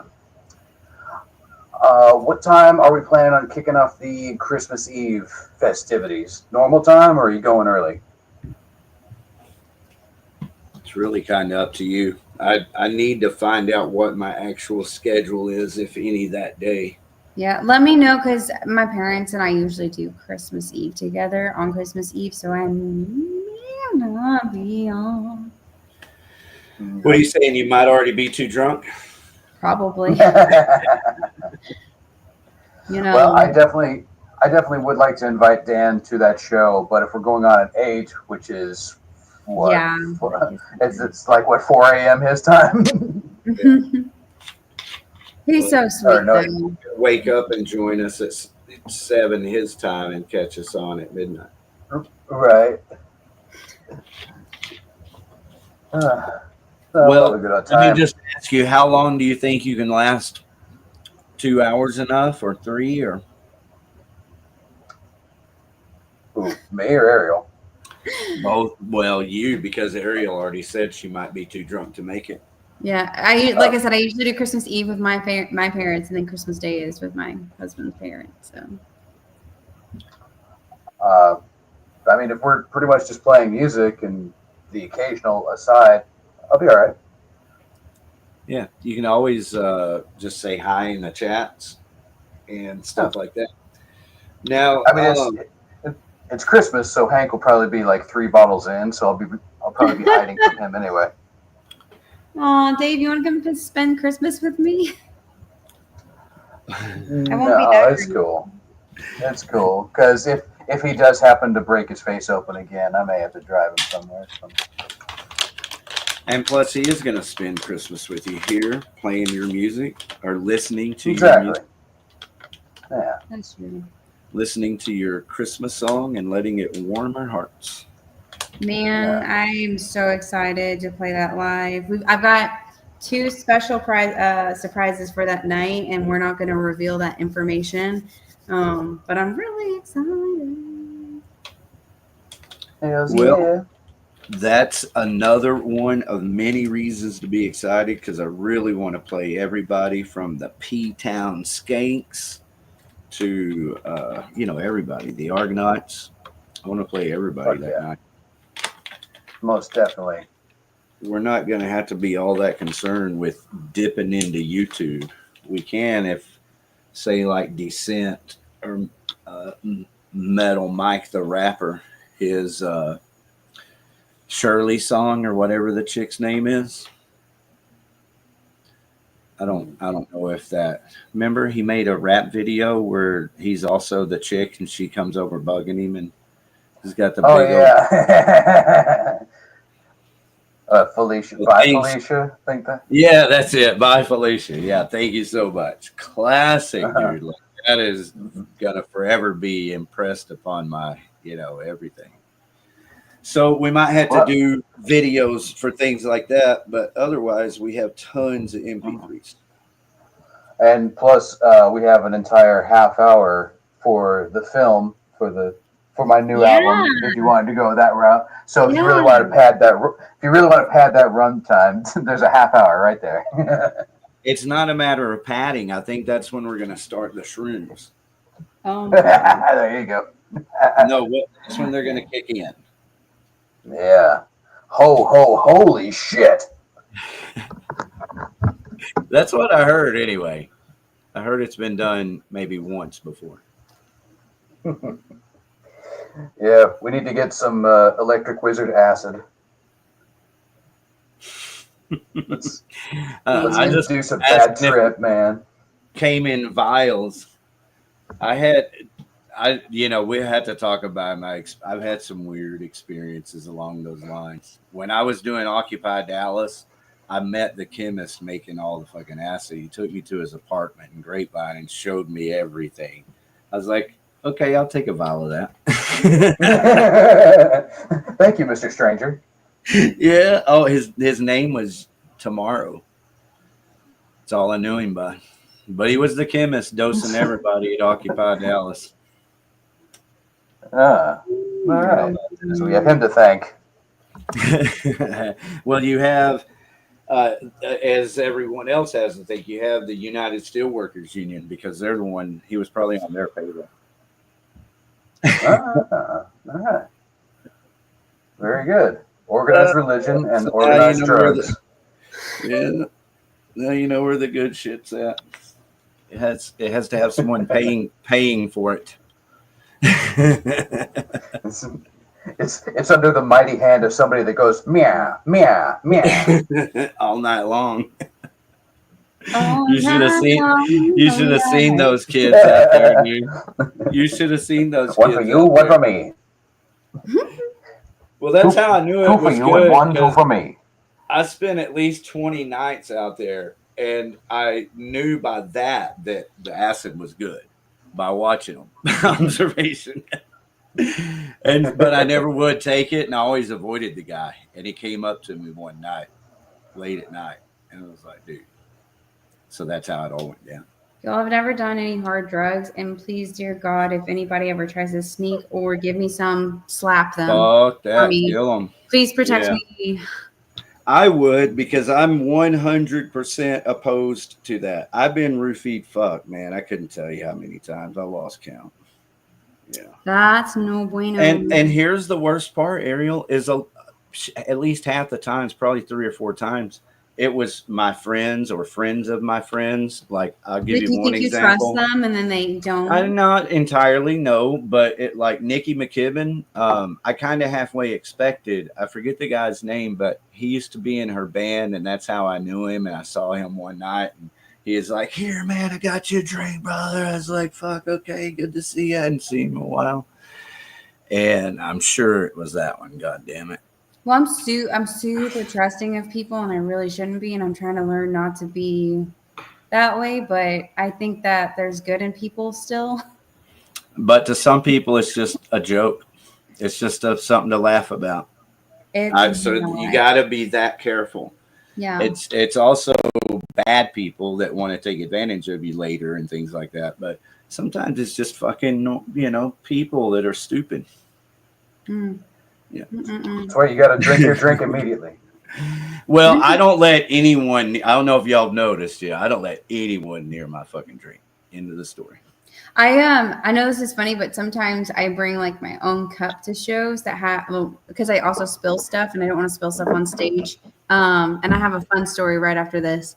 But it has like it's like a sippy cup, but I put my drinks in that so I can cover it, with something and open and close it. So when I do accidentally knock it over, it doesn't spill quite as much. But 6 Springs before it closed, our second to last show there, I had got a whiskey shot for Finish Your Whiskey, and I couldn't find it anywhere. And I was like, where did it go? It had, like, if you watched one of the videos that somebody posted, it was on top of one of the speakers, and it vibrated down and dropped in between the stage and that speaker.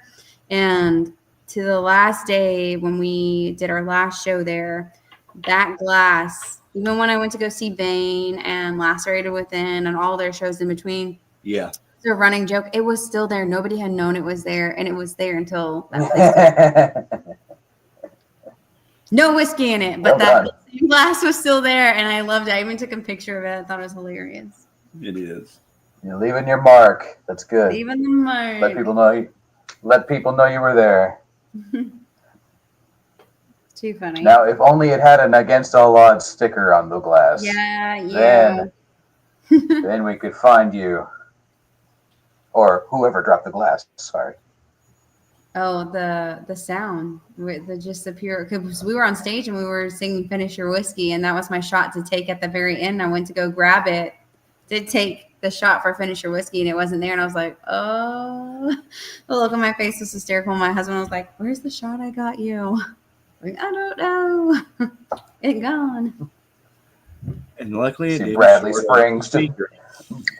You see Bradley Springs just look down and be like, "Whose shot glass is this?" And then you see Ben just be like, "Hey, Brett." It was there for months until they closed, and nobody ever noticed. But it was funny. I called one person's attention to it, and I was like, "Hey," it was Armando. I was like, "Hey, check it out." I was like, "That's the same shot glass that fell off from our last show." And he goes, "Really?" And he went to go pick it up. I was like, "No, don't pick it up. I got to leave it there for indefinite until somebody notices it." And I kid you not, we played that one last show with them, and they were closing up shop, and it was still there. So it's cool. And now it's at Ariel's house in her cabinet. I wish. Commemorate that night. So. I feel sorry for whoever had to move the speaker. Suddenly there's like a splash of glass right behind him. What the fuck? What the hell is this? That fucking Ariel! That fucking Finish Your Whiskey chick. Nobody will ever know. Right. Except for you guys and whoever's listening to the show. The sound man is listening. Right. From Six Springs. Oh, I remember that. Dude. You know, Bradley and Carrie are just back there going, "I'll get you, Gadget." Inspector Gadget. Was one of my last favorite cartoons. I like the live action. They were pretty good. Those movies. The second one, not so much, but the first Inspector Gadget, the live action was good, but the cartoons were most excellent. Yeah, when they came out, I was watching them as they were coming out, and so you couldn't wait till the next week when the next one came out. Don't you remember that, though? Like, there was cartoons or shows that you would watch, and you had to be on at that specific time because you couldn't record it, or if you did, like Inspector Gadget's one of the last ones for me. It used to come on at 3:30 in the afternoon or something. You know, I always loved one Saturday morning where I was already a teenager. You know, not a kid coming home from school. I was already a teenager when it came out. So, yeah, we used to have to watch it at 3 or 4 in the afternoon to be able to watch it. Man. Yeah, dude. Saturday morning cartoons were the shit, man. And then you didn't know quite when they ended because you'd fluctuate between like Fox and Nickelodeon or whatever. And at a certain point, Fox just became like daytime soap operas, and the Nickelodeon became live action. So then as you're thumbing through all 53 channels, suddenly you happen upon wrestling, or I did. And then suddenly there's Macho Man getting his arm bit by a cobra from Jake the Snake Roberts. And I'm like, ooh, this is even better than cartoons. Yeah. WWE. I remember on Wednesdays we would sit down as a family and watch wrestling. Yeah. My family. We used to just watch it on Saturday night live from the Moratorium there in Dallas. Yeah. It might have been pre-recorded. I don't know, but it came on every Saturday night. My husband should be home soon, but he loved watching wrestling. His dad, because they lived in Oak Cliff, his dad would take him to. There was a place where what are those brothers' names? They just had a show on Netflix, and I'm completely blanking. Yeah, the Iron The Claw. Sportatorium. Yes. We'd take him Sportatorium. to the Sportatorium. He would take him to the Sportatorium to go watch wrestling live, and he thought that was the coolest thing ever. And we had sat Used there. to be back then. Yeah, we watched the whole Netflix special. He watched the whole. There was, I think, a series on Hulu. What was it called, Dave? Because we talked about this. I'm trying to There was a remember the movie. names, There was a movie, Iron Claw. Then there have been several documentaries by Dark Side of the there's Ring. Dark Side of the Ring. Oh, What's Vice. their Yeah, name? Vice did a thing too. Yeah. Yeah. The Von Erichs. Von The Erich. Von Thank Erichs, you. yeah. That's so sad about all of his brothers. Yeah, it was weird. I can't dude. imagine. Dude, They were it all was healthy, it was you know? really sad. It was really sad with all my cousins that were older that were into them, and it was like every year, every 2 years, another one of them would die, and you just see my family just crying, and I'm like, oh, I'm sorry, I don't get it, but I'm sorry that Yeah. you're sad. But isn't it insane how some of those people that you just feel like you connect with, and then they die, and you're like, I swear I probably will cry if Kelly Clarkson ever died. Like, I will lose my shit. But I cried when Dime died. That's for sure.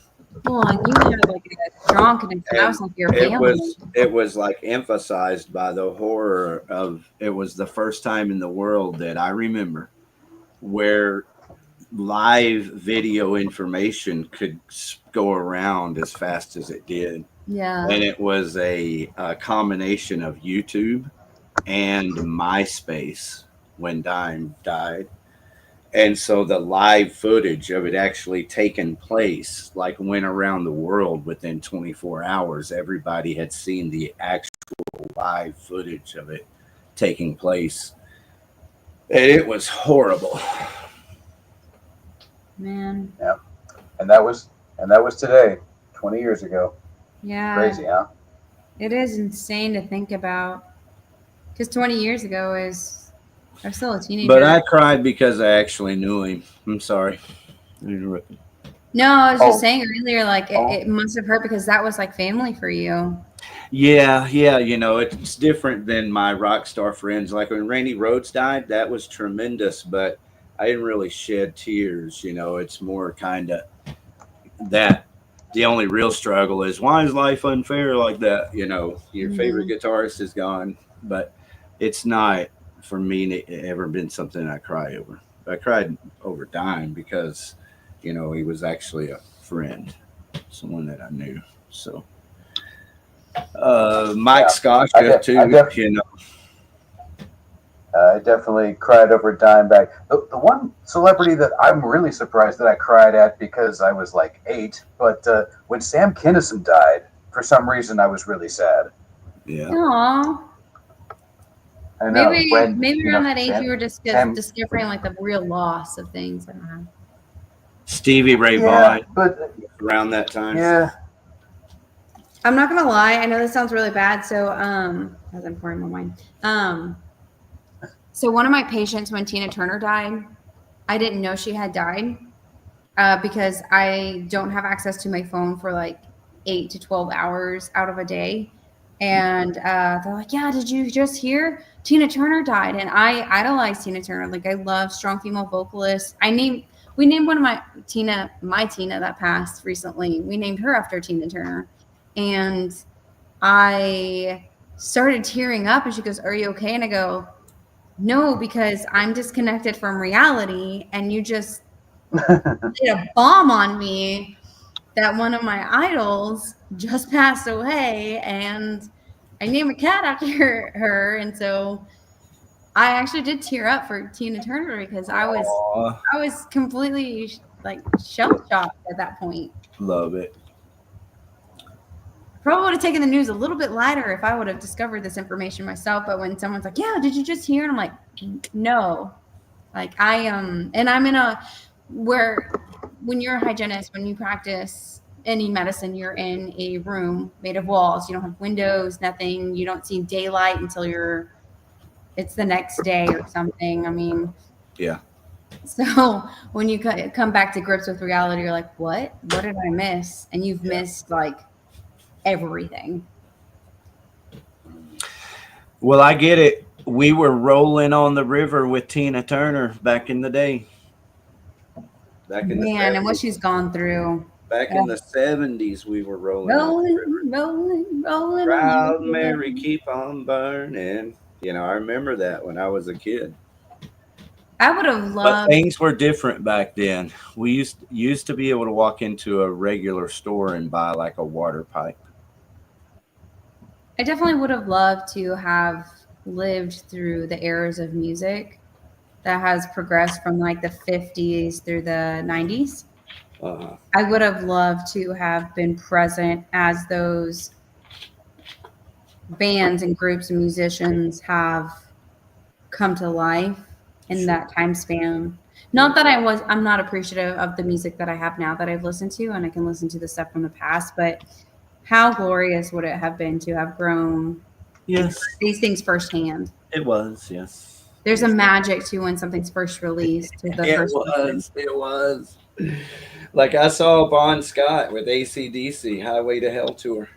Oh, my parents talk about all the concerts they used to go to, and when I was younger, they would never let me go to concerts. They were like, "Oh no, we don't want you to go to rock concerts alone." Blah blah blah. This could happen because I guess they've seen it They all. were right. They were right. But it's one of the reasons I'm glad I didn't have parents. Oh, No one could stand in my way. I fucking did it. there was a justification to it, but then they tell me about, oh, we got to see the Scorpions when they were up and coming, and oh, we got to see so and so, and oh, this, and then my mom, she loved Pat Benatar. My parents, I tell you guys all the time, but Hit they me exposed with me your to the best music. shot. Yeah, and then the first time she ever seen her, I bought us tickets at the House of Blues to watch Pat. I think I was just 20 years old. And I was like, we're going, Mom. I'm going to take you to this concert. She's like, oh, no, you don't have to. And I was like, no, we're going. I have to see Pat. You never know when he's coming. Yeah. Make Mom go. And she was like, I'm so glad you took me. And I go, you're welcome. Yeah. Same for Lincoln Park. My brother loved Lincoln Park. Wow.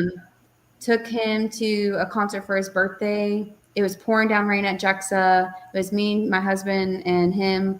And the very next year, not even like less than a year, Chester left us. And my brother messaged me and goes, I'm so happy you forced me to go to this concert. Because, you have something in common with them, so I see the influence.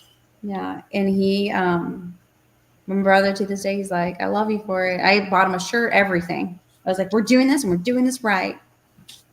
They have a Shut Up song also. Shut up when I'm talking to you. One of the best breakdowns of all time. Yeah. Ben wants us to do a Linkin Park song so bad. You can't make a breakdown better than that. That's impossible. I'm not a Linkin Park fan even, but I know a breakdown when I hear one. That shit is ultimate. But I don't think I missed out, man. I was able to sneak into Summer Sanitarium 2002 as a staff member, and so we got these free staff shirts, and we're looking out, and I'm in the pit area, and the opening act is it's a Mudvayne, and this was in August. This was August, and this was the old Cowboy Stadium out in Irving. So you all know how well the ventilation was in there. So they go out there, and you know they did the best they could, but I could tell they couldn't breathe. Yeah, and so they fucking ripped it up. Next band was Deftones, and they played about as well as Deftones can play when they can't breathe. So about the same. And you know we're like, you know, it's like, all right, it's Deftones. I've already seen them 3 times, and they weren't impressive then either. And then I look over, and there's fucking Fred Durst walking around with a giant, you know, Kurt Cobain tattoo over one of his boobs.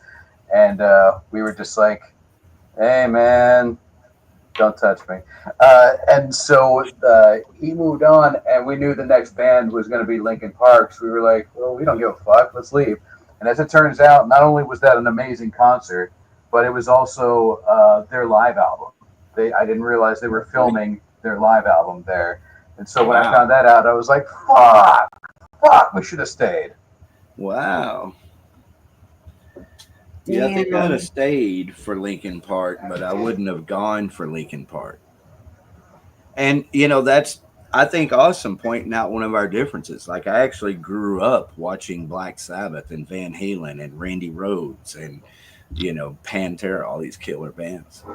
But I didn't get to see Linkin Park. My friends all make fun of me because anytime there's a show, like, for example, I try to catch every Breaking Benjamin or Chevelle show or Kelly Clarkson show that comes on here because those are my top 3, right? I never got to see Kelly Clarkson, and I love her singing. Oh, Marlene, she's way better live. Since You've Been Gone is a killer fucking song. I don't care what anyone says. But I'm a big advocate for showing up super early and catching all the opening acts. My best friend, she makes fun of me. She's like, Ariel, why do we have to go so early? And I go, I have to be there early. I have to get in line for my merch so I don't miss a single minute of the opening acts. Because one day that could be somebody that I know, or that could be me, but you never know. Like, that's going to be the next, know? Yeah. It could be Motorhead. They deserve so much support. Well, that's how it's always been. Like, Iron Maiden opened for Judas Priest. That's how we in America found out about Iron Maiden. Motorhead opened for the Blizzard of Oz. That's how America found out about Motorhead. And there's a list. The list goes on. The Scorpions opened for Sammy Hagar and Pat Travers. Mm-hmm. That's how the world found out about the Scorpions in the late 70s. Man. Yeah, and really, like Ariel was saying, you never know. That might be the last time you saw them. When we opened when we opened a wrestling show and Bam Bam Bigelow headlined, we were like, "It's Bam Bam. He's a legend. He'll always be around." And he died like 4 months later. Like, oh fuck, man. I'm glad I got to meet him, but man, that sucks. You really never know. That's a tragic part of life. Yeah. Tragic part. Yeah. Oh, well. At least we have each other. We do. We very much do. That's one thing we can all count on every Wednesday to blow your brains out. And hopefully another one of these shrapnel Sundays. Yeah. Absolutely. Sunday. Dude, we'll have our own media empire by the end of next year. I don't know if we answered our question on this show, if you want to start early or not. That was a good photo. the other show, I'll find it here in a second. I need to make Eddie some sourdough and drop it off by his house. He's so nice. Well, there it is. Well, I'm just letting you know, Christmas Eve, same schedule as normal, so I get off at 5. So, anytime after that, I'm down. I'm cool with at least starting at 7. It's totally up to you guys, but maybe we could start at 7. Yeah, holla at me. I got the entire night and the rest of the next day.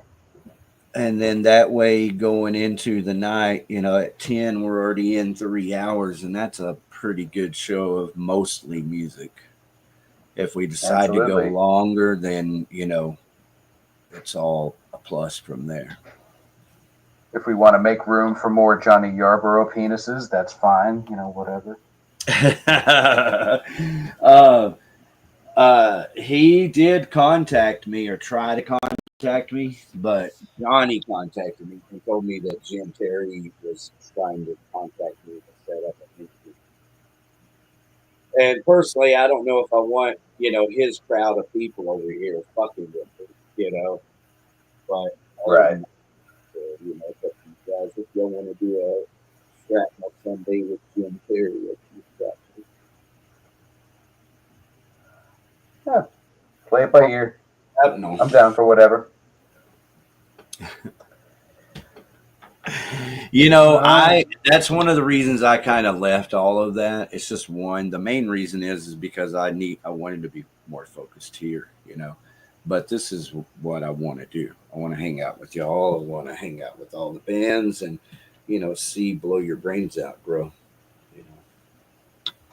Fuck yeah. And be myself. All right. Well, I am going to drink some beers, have some dinner, and pass out. Enjoy, good friend. It was an amazing show, guys. Always a pleasure.